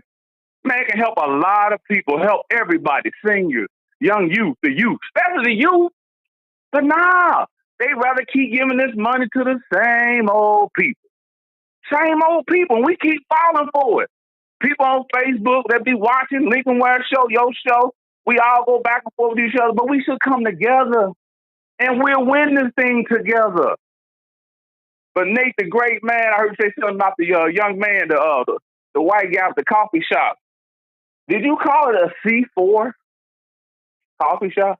That's the name of his coffee shop. It's called C4 Coffee Shop. I wouldn't want to go in that mug. C4, that's dynamite. I don't want to go in there. He's telling you. I wouldn't want to go up in there. But we really got to wake up, brother Nate, because like you say, new ideas, new vision. It's the same old repeat. It's on repeat. Everybody getting the same old repeat. We need to change this whole diagram ASAP and quit playing with each other. And then the youth, fresh ideas. In these youth on the street, they need jobs. They need jobs. That's how you keep crime down. They need some money in their pocket. And that's the only way we can do it is you help with all this money that's coming in. It's stimulus money. Them the youth that's really hurting. They use this money to build their empire. That's what they're going to do. All right, let's move some of this money in the TIF program. The TIF district. Let's move some of this money over here. Let's move some money over here. What they do is get this new money and they pay the old debt they done took the money from. They thought I ain't know that one. That's why they come with all this new money up. They take money from different spots. Oh, let's take it from the CCY New Millennium program. Let's take this money from this. And then when we get new money, we replace it with this. That's what they do. That's what move money around. And then we still go in debt. You know they finna cut people jobs. You know that's coming next. They're going to be cutting people jobs in a minute. City workers in a minute. And when I'm on the clock, I'm with the union workers, city workers. I ain't going to allow that. You know, that's sad how they, do this for the city and the city workers work hard, garbage trucks, collectors and all that. All of a sudden you're going to get cut. Them the games they play, man. And I think the new charter came in. They talking about they're going to support all 9 candidates. Who wants them old ones back in? Kevin Flynn. He left office when he was in office before his time was up. So who want him back? Nobody want him back. Who wants to put what's his name? Tarbell. Nobody want no daggone Tarbell back with he all on a big old, remember that big old picture on the building of him looking like he King Kong? Man, get the hell out of here with this old stuff, man. Nobody want this stuff no more, man, because they all in cahoots with this stuff, man. The old regime. You can't put you can't put old ski in a new wine. It won't work. And they keep doing this stuff over and over again. Get in, take profit. These council members, get in and work with us to take land. Get in the gentrification. The Community Reinvestment Act, brother, I always think about it. This money is still available out there. These community group leaders sign a community benefits agreement and still eating off this money, man. We need to come together. That's a lawsuit for them community groups if they want to know, because they're not helping the community, helping themselves. And they know that. They know that too. A lawsuit finna come for that Community Reinvestment Act on them banks. When the banks gave out that money to the community leaders, they know who they are. They sign a CBA with the banks. They're partners with them. So them the games they playing, Nathan, great. That's why I like coming on your show. You know, I like to hear your voice in the morning, brother, and hear what you're saying, brother, because you don't got no, how can I say, you speak the truth on me, man. You can tell, bro. But Appreciate you, I man. appreciate your time. And let me go, man. You let my pressure off this morning. I like that, bro. And I'm out here getting signatures, man. I'm everywhere. I got the portable sink. You don't want to sign my petition with the pen. Wash your hands. I got a portable sink. Then sign it. A portable sink? Yeah, I got a portable sink outside when I'm outside getting signatures, brother. I'm different, man. I'm way different, Can brother. you take a picture of that and send it to me, man? I never seen that before. Yeah, portable sink, brother, out there. People, hey, can I use that? They roll up on me and say, excuse me, I want to sign your petition because you got a portable sink out here. So I got to be different, bro. And that's part of living, man. Being different and don't care about what people say about me. You feel what I'm saying? And I'm going to say this. I love everybody and nothing you can do about it. All right, brother, enjoy your day, man. All right, you too, take it easy. Say you love everybody and there's nothing you can do about it. I don't know, man. There's something about a portable sink that just don't seem sanitary to me. And I fully admit that's probably my OCD side of my brain saying that. That don't sound sanitary. Portable sink? I don't want to get no. I'm cool. I don't want to do that. I don't want to do that. He made an excellent point about our rec centers, though. We always belly aching about having enough money. And so my thing is, we've already invested and we continue to invest a lot of money in rec centers. But have we made the level of investment in our rec centers so that we're getting out of our rec centers what we really need? You know what I'm saying? If the answer is yes to that, then it's all good. But if the answer is no to that, then we have a major problem. So, for instance, I hear people talking about retention and keeping officers. Okay, that can be a compelling argument. You got a lot of officers that might be retiring. Okay, great. What's that number? I'm just saying, in general, we need to get out of the business of investing in ideas that we all know don't work just because it sounds good. And the idea of spending more money for more police recruits because we think that's going to have a direct impact on crime, I think is we're lying to ourselves. We are lying to ourselves, and it's very, very obvious. And I don't want to do that. I don't want to do it. Craig writes, who are you? Am I supposed to answer that question? I don't answer any questions. I asked him, go on somewhere or go somewhere. Uh-oh, something's happening. TNT writes, don't chop up one bad experience with our Asian brothers and sisters and place it on the whole damn race. There's plenty of Asian people I roll with. Yeah, I know some Asian folks. I don't have no problem with it though, man. Like I said, I truly, I'm very conscious of race in America. I know what it means to be a melanated person. Okay. That's me every day. I'm conscious of it. But I don't walk around here holding other people's race against them until they show me otherwise. You know, I take it on a case-by-case personal basis. You know, people start with zero, slate zero. I'm assuming we all cool until you show me otherwise. And I don't care what your race is. I rock with white people and black people and Asian people and Indian people and people that's atheist, transgender people, homosexual people. Like I told you, one of the coolest people I've ever met in my life was a bulldagger named D. And I use that term because that was the term that she used. And for the longest, I didn't know. Like, I met her through a girl that I was dating at the time. I had no idea that it was actually a female. You know, the girl I was dating told me one day, we was just talking. It's like, well, you know, D is really, I'm like, what? Thought it was a dude. Cool, super cool. Just super cool. Right? So I don't got no problems with nobody. But I got strong opinions about everything. So Marisha writes, good morning. Good to see you, Marisha. Good to see you. Kamika writes, Asian lumps together many different cultures. Some of you clearly very unfamiliar with the nuance. Kamika, you're so right. I'm not unfamiliar with the nuance. I'm speaking very generally and hopefully not ignorantly, but I'm very aware of that.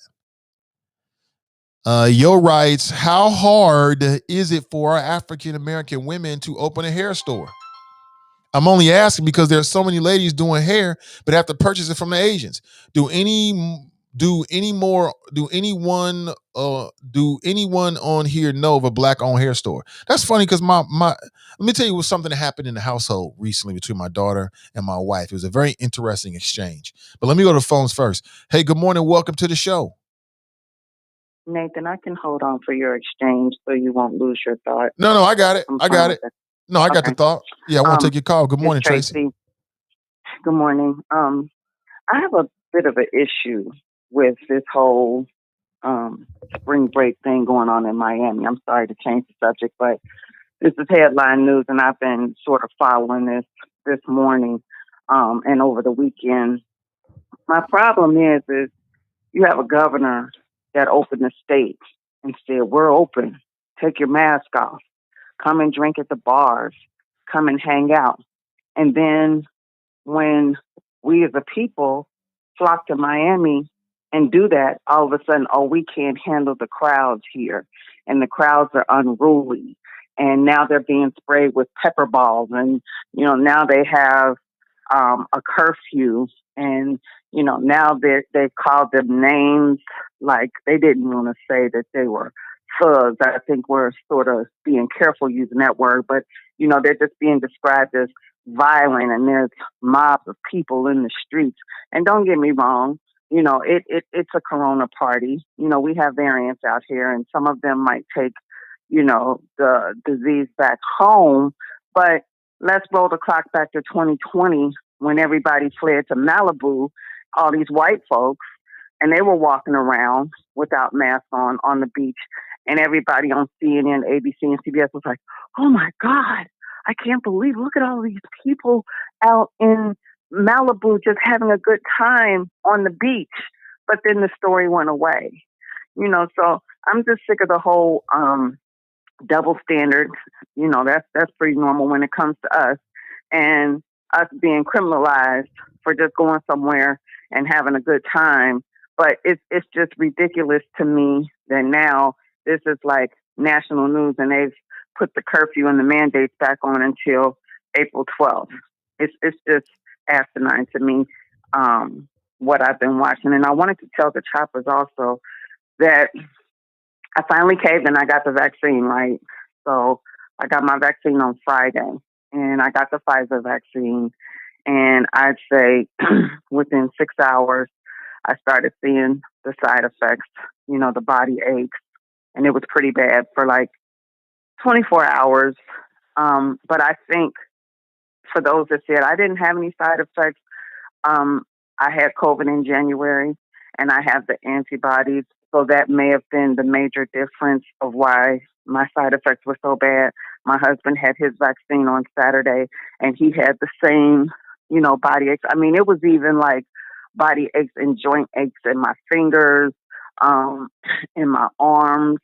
The injection site is still sore after 24 hours. It just feels like a knot. It's almost like when you get the tetanus shot. But I'm saying all that to say, if you get the COVID shot, I'm not saying don't get it, but if you get it and you have the antibodies, you might want to be a little more aware and know that you're probably going to feel something a little bit more than other people. But that's all I wanted to rant about this morning. All right, Tracy, thanks for the call. Most deaf. All right, bye. Yep, always good to hear from Tracy. So let's start backwards here. So she took I know more and more people that are getting the vaccine. I mean, do you? What's wrong with this image here? I don't see enough masks. Where the fuck are the masks? Too many people in this group without a mask on. And why are you flocking anywhere during a pandemic? Now, these are probably, they seem to be young adults, college age, whatever. So they can do what they want to do. But she's saying she feels like there's a difference in the way that they're dealing with. They shot pepper balls into the crowd to disperse it. and they don't want people to come down to Miami Beach. They got a curfew. What's the use of going to Miami Beach and they got a curfew? And they shot pepper balls into the crowd, and they'll do that. They'll do that. They sure will. No doubt about it. And again, talk about a bad deal. You go all the way down there and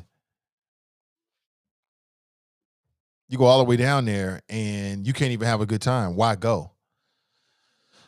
So do you. So let me tell you, so we was talking about black hair. So I just overheard this conversation. So my wife and daughter, they must have went to like a hair care product store, right?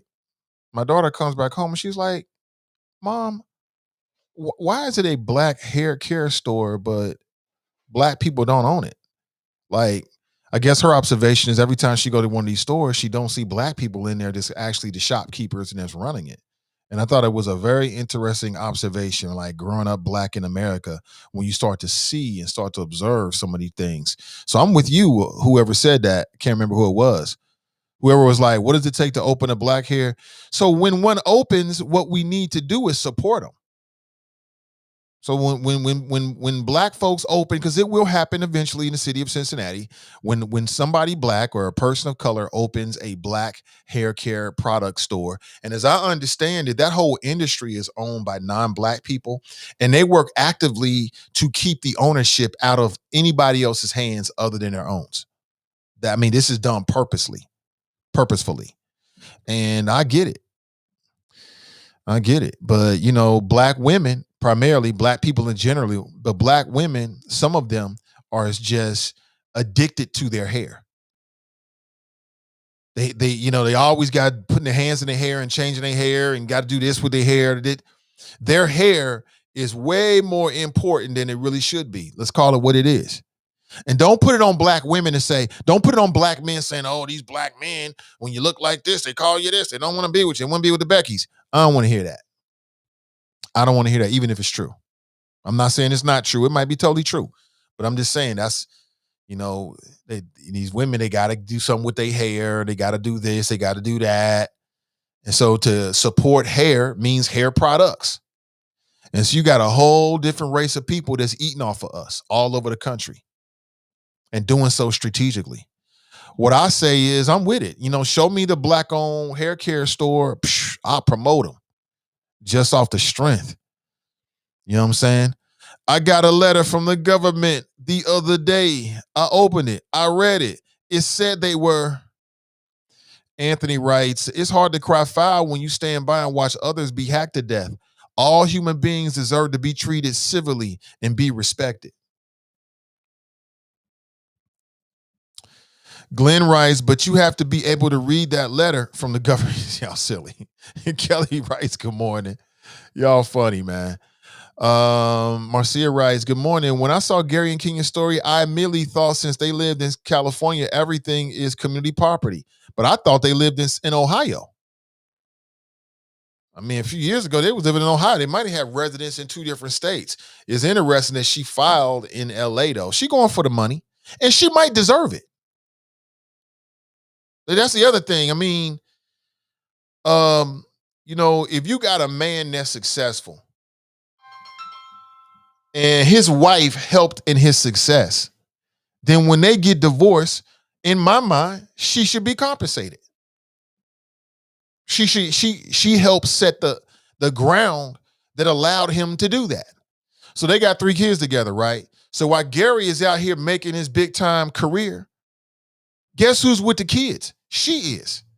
Guess what that does for Gary Owen? It gives him peace of mind. As a creative, peace of mind is everything for creatives. It's everything.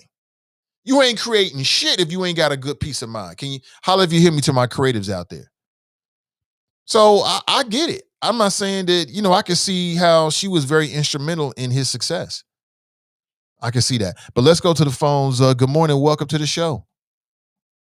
Morning, Nate. It's Kev on the cell. How are you, my brother? Hey, Kev on the cell. What up, brother? How you doing, man? Hey, it's a great day. Great day for a great day, man. First off, I also got the shot. And Minimal side effects. It's a pretty long needle, man. So the pain at the injection site is the fact that they were probably like 1 centimeter from the bone, I swear. But it did not hurt. Just the person that administered the shot apparently knew what they were doing. She literally was like, "This isn't going to hurt that much," and then she was like, "I'm done." And I was like, "That's awesome." Total experience about 20 minutes. 5 minutes coming in. The Army Corps of I keep on saying Army Corps of Engineers. Our Army service are some of the coldest logistical forces. I'm telling you, the Centaur Center had thousands of people. That is not a joke. The entire parking lot was full, and it was just rotating. Cars were driving out and being directed by the sheriff's office, but it was continual. The flow was continual. I walked in that building. I walked to a table. I filled out a card. They said, "Step to this next area." I talked to a young lady, one of our military service people, and she said, "This is what you do." I did what she said to do, and she said, "Go through those 2 double doors." I walked through the double doors. The young man standing there said, go over there to that lady with her hand up." I sat down. She gave me a shot. They had me sit 15 minutes to make sure that there was no ill effects and I could leave. And then I left. And I'm telling you, it was seamless. It was seamless. They were letting rows of people get up and walk out. And I don't know how many people were in a row, but if you think about the Centaur Center in one of those back rooms, the rows of chairs was from one end of those back rooms to the other, and one end of those banquet rooms to the other. And there's got to be every bit of 100 to 200 people just in that row, 100 people in the row. So just saying that to say this, my symptoms were I was fine. Everything was great. Middle of the day, the next day for about, I don't know, it was literally the middle of the day. I was fine. I had a small headache. And then the middle of the day, something happened in my stomach. I don't know what happened. Things got a little wonky for a minute. I went to bed. I woke up and I feel fantastic. There's no pain at the site. I don't have any knots or anything like that. So just, that part's easy. Hair care, man. So there have been a couple of Black businesses that have opened in that space, one of which was the Barnes brothers' youngest, or not the youngest, but actually he's one of our people on here, had a shop open down in Madisonville. And so he may have some insight to that. I won't say his name just because I don't want to get him rushed. I'm sure he knows who he is. And so, he had an experience. I don't know whether it was good or bad. I know it was open for a while. And there was another place, I think it was called Black and Bossy or something like that. And I know there was a collaborative out by Hartwell. I know all of this because I used to own a salon for a short period of time as an entrepreneur. And, the technicians that work there, they basically let me in on it. The big deal, though, is that the problem that we have is our Black people are buying hair, but they're not buying their hair. The hair they want is Yaki 2B, perm, wavy, you know what I mean? And that happens to belong to the people that are selling it. And so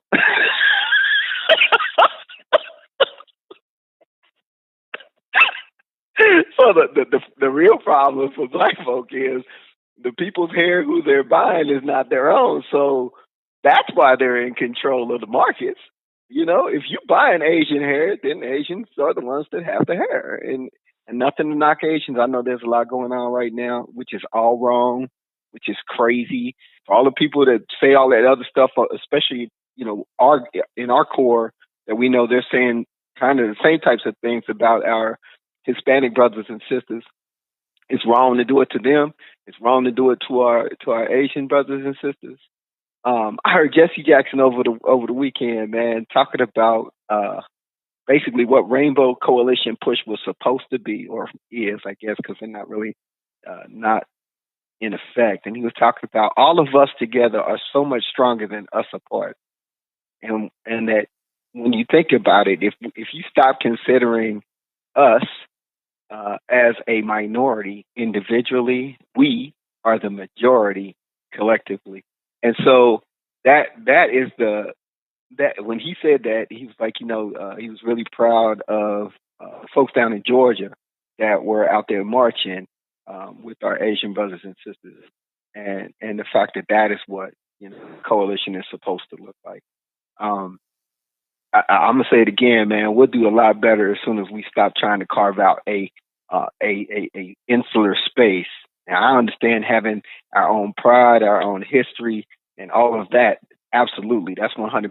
I was raised that way, so I am that way. You know what I mean? But we have to live in this world, which is only getting bigger. It ain't getting smaller, and we need to figure out how to coalesce our power so that we can actually make some real major moves. But you know me, man, it is what it is. And eventually what's going to happen is we will figure it out. It might not be us. It's probably going to be, 2 generations down the line when they just like, man, I'm sick of this. And I don't care what y'all talking about. We about to get ours for real because y'all been playing with pennies and we want dollars. But eventually that will happen. If you got your third stimulus check, or even if it's the first one for you, I'm hoping that you look into some investments, start thinking about how you can start building a portfolio. It literally costs $50 to get and we are not sponsors of any of these, and we being me, not sponsored any of these platforms, but E-Trade, Scottrade, any other trade. You can go on any one of those sites and start an actual stock account. This is not endorsed by Nathan. I know he's going to say that next. Like, they ain't paying me, man. But you can go on any of those platforms and start an account. I would research it. You can look at a money market or a mutual fund and start putting your money into something other than the mattress that will give you a return. Start building that familiar wealth. Start looking into owning 4 families first instead of going to buy a house that look cute. Go buy a house that pays you, and buy assets, sell liabilities. Bruh, it's a new year, man. I feel refreshed. I'm waiting for my second shot. Then I ain't gonna lie to y'all. I'm gonna be slightly ignorant about the fact that I'll feel like I can go anywhere. I'll wear a mask until herd immunity. I'm gonna tell the truth. I'm telling the truth. I will wear a mask until herd immunity until the scientists say that herd immunity has been acquired. I'll wear a mask, and it is highly likely that once herd immunity is reached, I will return to normalcy. That's what I'm going to do. I can't speak for anybody else. One last thing, Nate. One last thing. And I know I've been talking for a long time, so I apologize. And I promise this is the last thing. I think you were, or someone else, it might be the folks from your former employ, to be honest, said that this is an ongoing trial. And I will tell you that the paperwork that I have says there is no approved, and when they say approved, they mean FDA approved, a drug, right, for the COVID-19 or its variants. And it said, the COVID-19 or later, because there are drugs for the previous versions, quite frankly. But there is no approved, FDA-approved version of a drug for the COVID-19 variant, and that participants are part of an ongoing study. It says that on the paperwork. I said I was going to take a picture of it and send it to you just because I know you had said something. I think you had said something about it. But I'm going to tell you, I'd rather be part of the, at this point, I would rather be part of the solution than the problem. And quite honestly, I know a lot of people who have been vaccinated and have been vaccinated for quite a period of time, for me, meaning 2 to 6 months.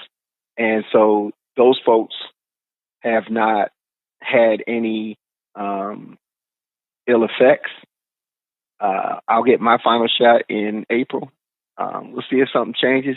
If I grow an extra brain, if I get some superpowers, you know what I'm saying? Just know I'm going to protect all the small people. I don't care who y'all are. But big people got to fend for themselves. Be blessed, bruh. And thanks for the time, man. All right, take it easy. That's Kev on the sale. Woo. It's Kev on the sale right there. Brent writes, Kev on the sale does crack himself up. He does. He does. Nakia writes, hurry. y'all funny. Do what you want with your money. Tracy writes, quickly. Nakia writes, hurry. Tracy writes, OMG. He's going to speak with us this morning. He wanted to talk. He had some stuff he wanted to get off his chest. I want to let the brother get off his chest. Roy writes, Black and Bosses is still going. Black and Bosses? The hell? Stefan writes, so if you get the shot, it spreads through body fluids. So any bad effect from the vaccine would show up within 15 minutes?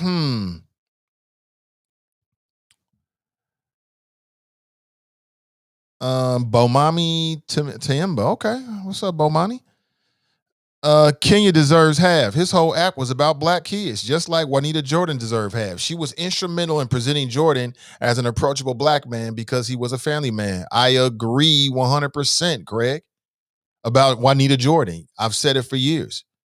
She didn't bounce no basketballs, but she helped to create that family man image that he made big bank off of.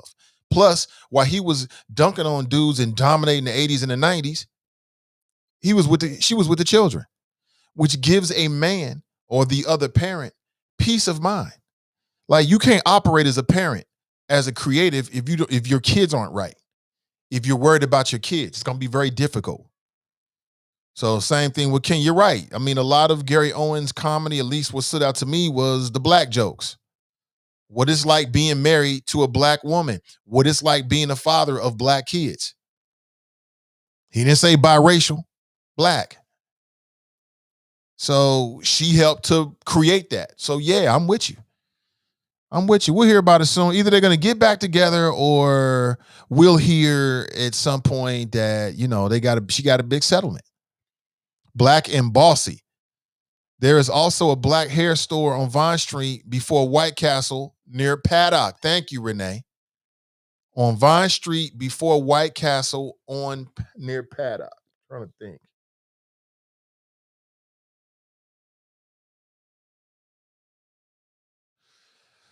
Trying to think where that is. It's not coming to me. Black and Bossy. Okay, I'm saying Bossy, sorry. Jordan is a sellout. Didn't stand up for Harry Gant in North Carolina. FMJ and John Wayne. Somebody's got a long memory. At least Kev didn't say polices.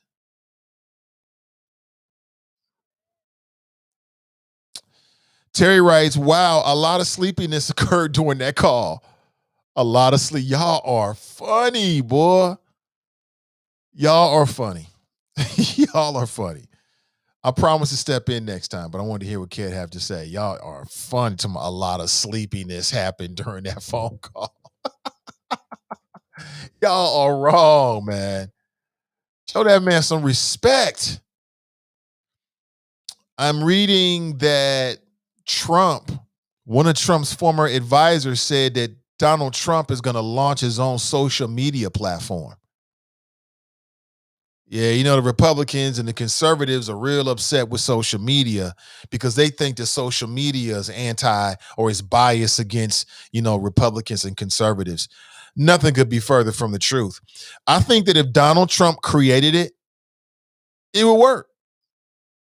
He's got about 40 million people that'll jump on board real easy.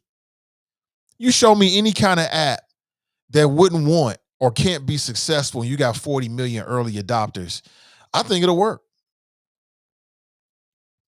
Donald Trump has been permanently suspended from Twitter and Facebook. Don't you love it? Is Twitter, do you like things better now? I mean, just imagine the nonsense that Trump would have been tweeting, and then the way that the media and everybody else just absorbed it and made it into some kind of big deal. Now, when he was the president, we had to pay attention to it. Now that he's a private citizen, man, we don't give a damn. His finger's no longer on a picture. He the button. He no longer represents us. He has no official duties, no power. Oh, we love that. We love that. I don't personally need to hear from Trump ever again, actually. That would be too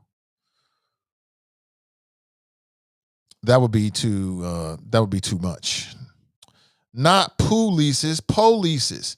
They say you got to say it right for the full effect. Oh, polices. Oh, I'll get it. I get it. The police. I got it. I got it. I got it. I got it. Many make the argument that LeBron didn't stand up for Tamir Rice. He didn't stand up for Tamir Rice. Drop Rice, Gary Owens' net worth. Gary Owens is the American actor and stand-up comedian who has a net worth of $3 million. Gary Owens was born in Cincinnati, Ohio. Okay, that's it. I'll take it.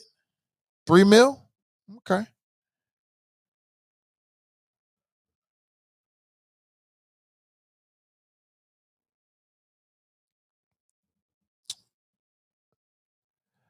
Black and Bossy, created by Mary Washington, local entrepreneur, over 30 years ago, still in demand and in the hair stores. Miss Washington has passed, but her 4 children are still producing the hair products.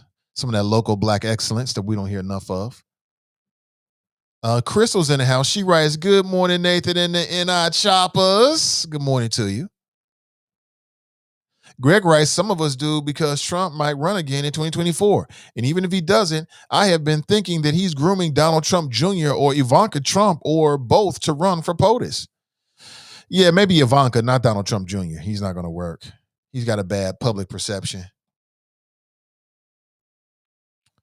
He got a bad public perception. It ain't going to work.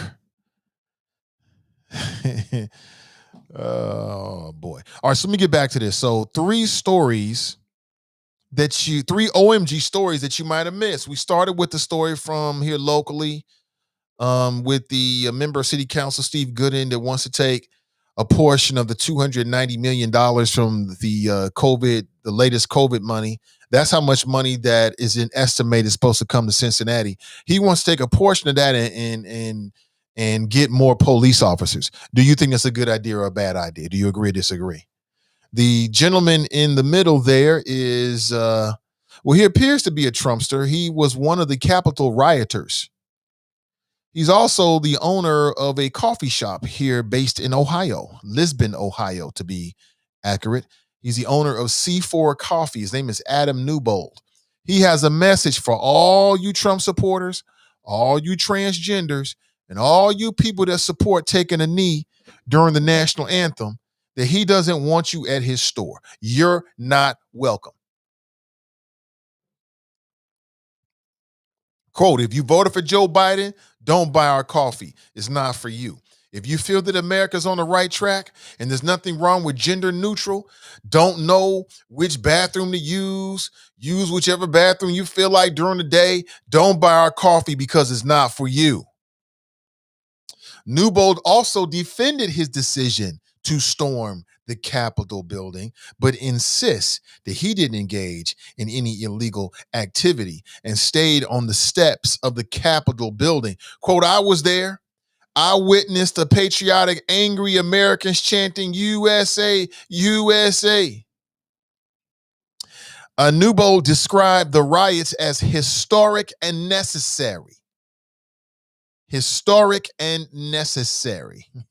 Right, sure it was. But let's move on, okay? Moving from right to left. Let's talk about this sister in the left-hand box right here. What is her OMG story? Have you heard about this? Black woman who is the leader of a nonprofit is told by the bank teller that the bank teller told her that she doesn't feel comfortable giving her her money. Have you heard about this? Bank teller refuses to let black woman withdraw funds from her own account. This case comes to us, my friends, from Tennessee. I'm sorry, from Connecticut, not Tennessee, Connecticut, where a black woman, her name is Gwen Samuel. She's a child education advocate, and she's a CEO of the Connecticut Parents Union. Apparently, she's been a customer at this particular branch of the bank or this bank for 16 years. She goes into the bank most recently to withdraw $1,000 from her own account. Have you ever gone to the bank to withdraw money from your account? Did you ever have, what's the largest amount of money you ever withdrew in terms of cash from your account? Did you have any problems? Did you have any problems?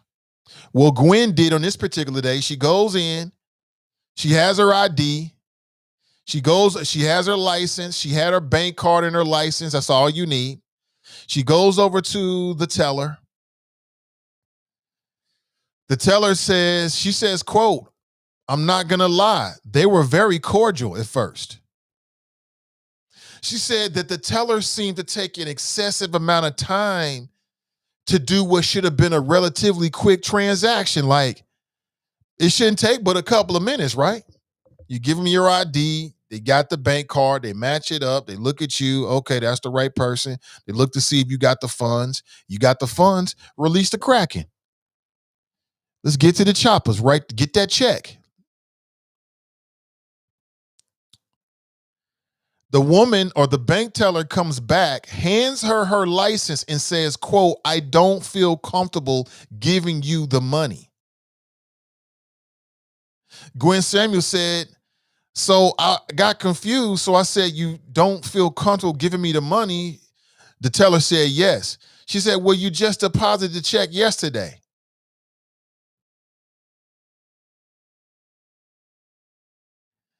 So then Miss Samuels explained to the teller that the check had been verified and cleared, which the teller agreed with.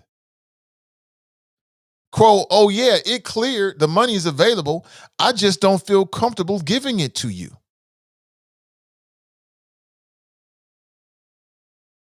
Quote, "I was so hurt and I didn't want to start crying."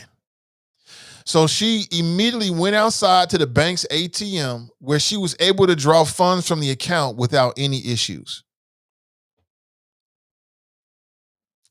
From there, she went to another branch in Bristol, Connecticut, where a different teller handed over the cash with no questions whatsoever.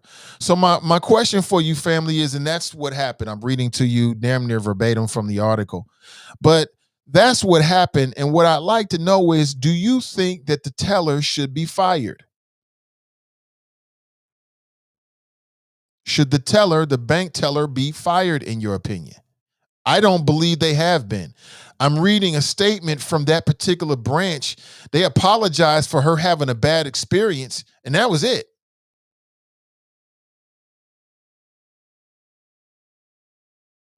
Apparently, there was a protest that was organized right outside the bank this past week, calling for fair treatment of all customers. The statement from TD Bank reads as follows: "We regret that Ms. Samuels did not have a positive experience, which is what we strive to provide, and that she did not receive a satisfactory explanation regarding her transaction.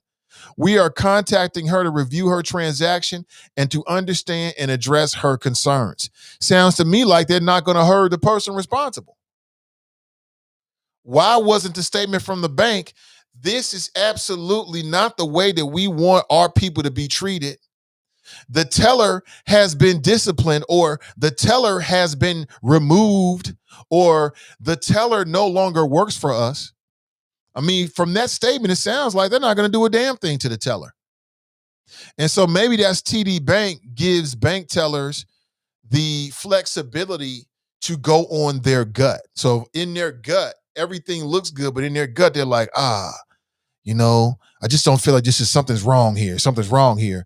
Then they can make those kind of moves. But again, when you do that, you open the door for people and their bias, their implicit bias or overt bias to play a role. And that's what it sounds like happened with this sister, man. But I need people to not be, this is not about crying. I wouldn't have been hurt.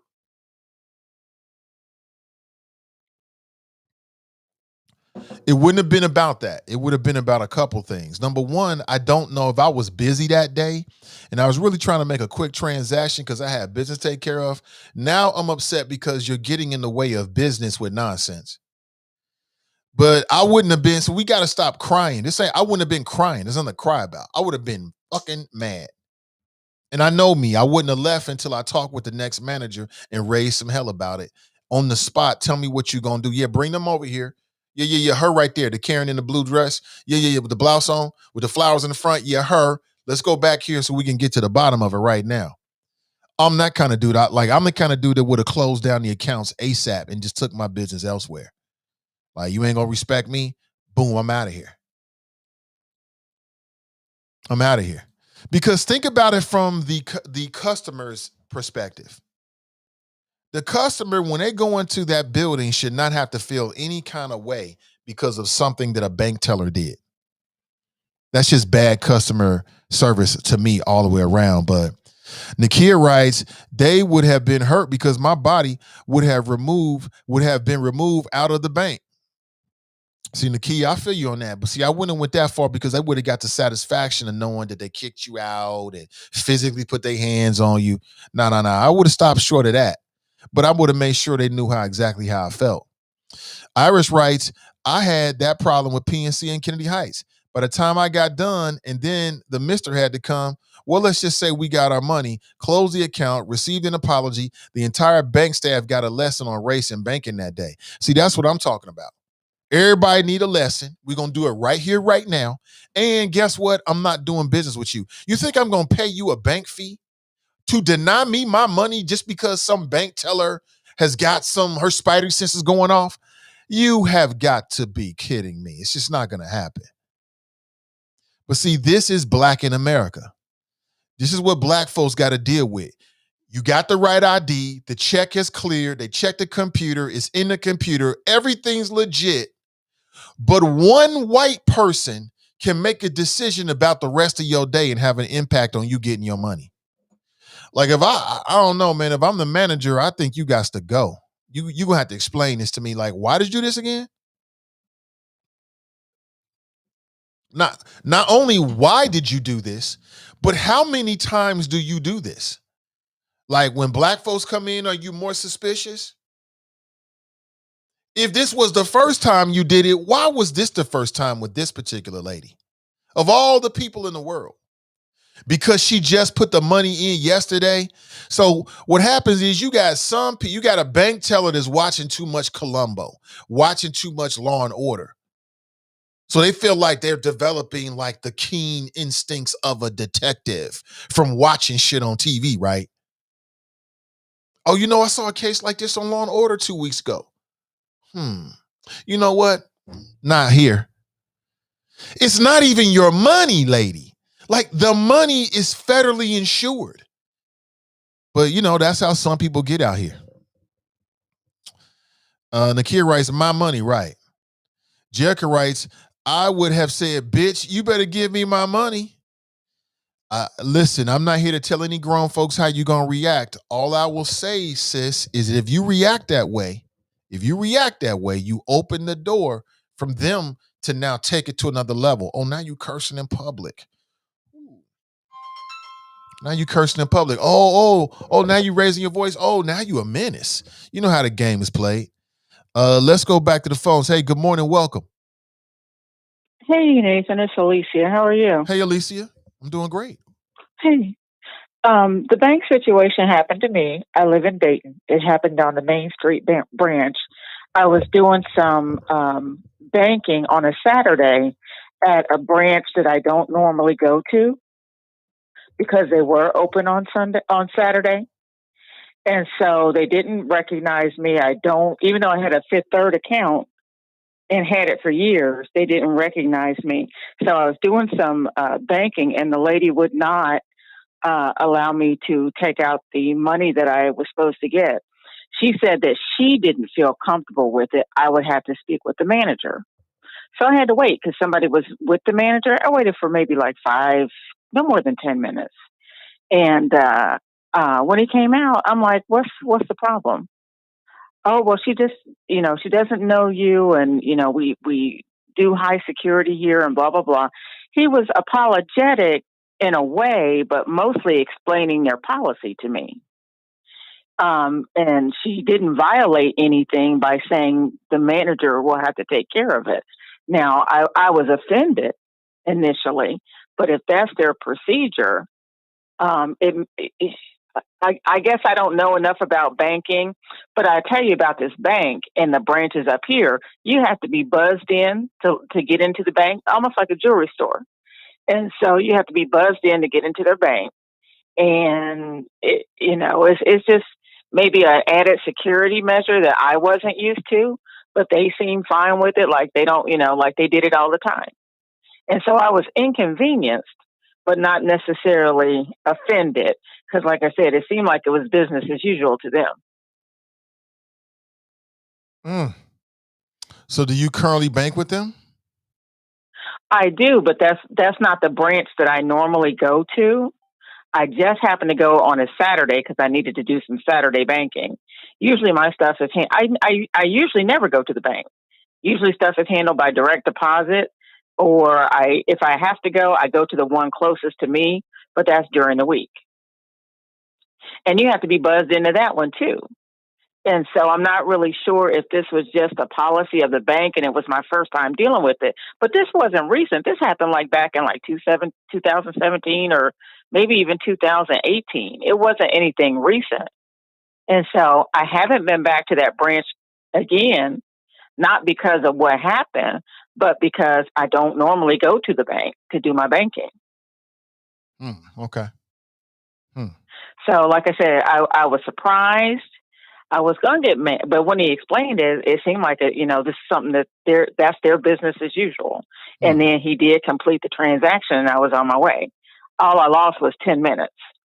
That's interesting. But, it's different than that other woman because it doesn't sound like nobody tried to help her, or maybe she didn't stick around to speak to the manager. I'm not sure of the story, but that was my experience with the teller, and she was very nice about it. It's just that I wasn't used to that. Jesse writes, I work for a bank. We have trainings to that make us aware of suspicious activity. And so I don't know if I'm suspicious, but I guess if that's the standard, you have to recognize or be familiar with them for them to do your banking there. When I used to live in Westchester, I would never have the problem, ever. And we didn't have to get buzzed in. But up here in Dayton, you got to be buzzed in to almost every bank. And this is the first time it ever happened. But like I said, it surprised me. But after he explained it, I didn't feel offended. My thing is that, okay, sure, you're a bank teller and you're making a potential transaction, and it's overtly suspicious. Like it's suspicious on a level where any other reasonable person would think, okay, something's up here. I get it. Other than that, you're not security. Your job is to count and catalog and documents. That's all we need you to do. I don't need you trying to figure out if there's a plot going on and you seen something, the glint of the eye. Don't do all of that. Just count, catalog, well, you say they're not, that's it. You say they're not security, but they do have security training for their level. And I guess for her level, I made her whatever. She wasn't comfortable with and that's exactly what she said. She's not comfortable completing the transaction. I'll never forget it. Well, and she was very nice. Would this have happened if I was in Centerville or Oakwood or one of those other suburbs of Dayton? Probably not. But the question remains, she should be made to ask and to answer why. Why aren't you comfortable? It's not enough for you to say you're not comfortable. Explain to us why, so then we can determine whether it's reasonable or not. The manager just said that sometimes they're not familiar with people and they don't know if they should do it or not, so they defer to him. But that's what I'm saying. And This is why I say it's all BS to me, because let's say you are a con artist and you're running some kind of scheme. Okay, It's not their money. It's all insured anyway. They're not going to lose anything. So I don't understand all that face-to-face security stuff from a teller. I understand there's going to be an element of it because they're on the front lines of it. I get it, right. But to me, that should not be that should be something when it's overtly suspicious. If it's mildly suspicious, make the damn transaction. We'll figure it out later. Right. That's Well, how I look at I'm it. just explaining everybody's experience is different. Like I said, initially I was offended, but when he explained it, I didn't agree with it, but at least for that situation, it seemed to make sense that it was their policy and she was just following their policy. It sounds like So that's how he was trying to I make it don't seem. know. Yeah, All and right, so Elisa. I'm not really sure. Perhaps I'm just living here and buzzing in the banks. Perhaps I'm just getting used to being overly policed and overly regimented because I never used to have to deal with this until I moved here. And it's Right. like buzzing in the banks and stuff like that. It just doesn't make any sense to me, but it's common around here, at least in the city. In the suburbs, I don't see that. All right, Alicia, thanks for the call. All right. Have a great day. Bye You bye. too. Appreciate the story. Lisa writes, if familiarity is the policy, then why the hell do they allow you to go into any branch in the country? Right, sis. That doesn't make any sense. So as a bank teller, I can only make a face-to-face transaction if it's somebody that I'm familiar with. That don't make no fucking sense. You might have somebody that's got $500,000 in a particular bank. That bank is using that money to make loans and all kind of stuff. I could be a customer of a particular bank for 50 years and never go to the actual the branch. And you telling me that I could be a customer for 20, 25 years. You can have multi-million dollars of my money in your bank. But when I come in for the first time, I got to go through all this. Let's say it's the third time. Let's say it's the third time and I come in very infrequently. I deserve to be treated like this. The teller tells me, I just don't feel comfortable with this transaction. Why not? You have nothing to lose. So I don't understand. Why don't you feel comfortable? You're not losing a thing. If somebody went into a bank and robbed the bank took all the money out the vault, all the money, all the coins, the teller's still getting paid. You still getting paid. Next Friday, whenever the payday, you're still getting paid. None of it's coming out of your money. So why are you acting all hee-haw, John Wayne Rambo about some money that's not even yours on some mild suspicions? I don't know, man. Somebody say something to me like that in the bank, I feel like they racial profiling me. I'm just going to go ahead and put it that way. I'm being racially profiled. And black people racially profiled too. I got racially profiled by a security officer or a security guard leaving Kroger in Coreyville. I had to let them have it. Talking about, can you show me a receipt? No, I'm not going to show you the receipt. Now, if you want to call the boys is what I told them. Did he call the boys? No. Well, I don't want to do that. Well, then you don't want to get this receipt then because I'm not giving it to you. Now, I'm aware of the law. You know, when they ask you to produce a receipt, you're supposed to produce a receipt. I have no problem with that. I just wasn't giving it to him because he was racially profiling. I just wasn't giving the satisfaction. This motherfucker ran into my car, taking photographs and writing down my license plate. Like, what you gonna do? You gonna track me down and do what exactly?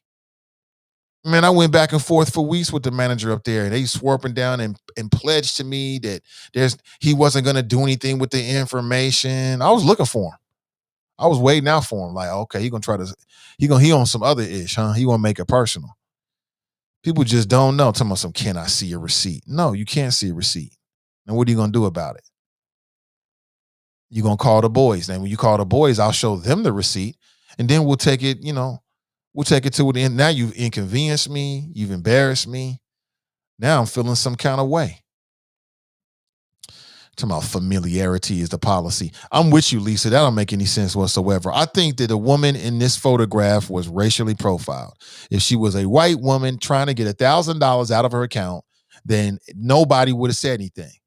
But there's so many people running cons and games out here. That's the other thing about it is you got a lot of people that's running cons on banks.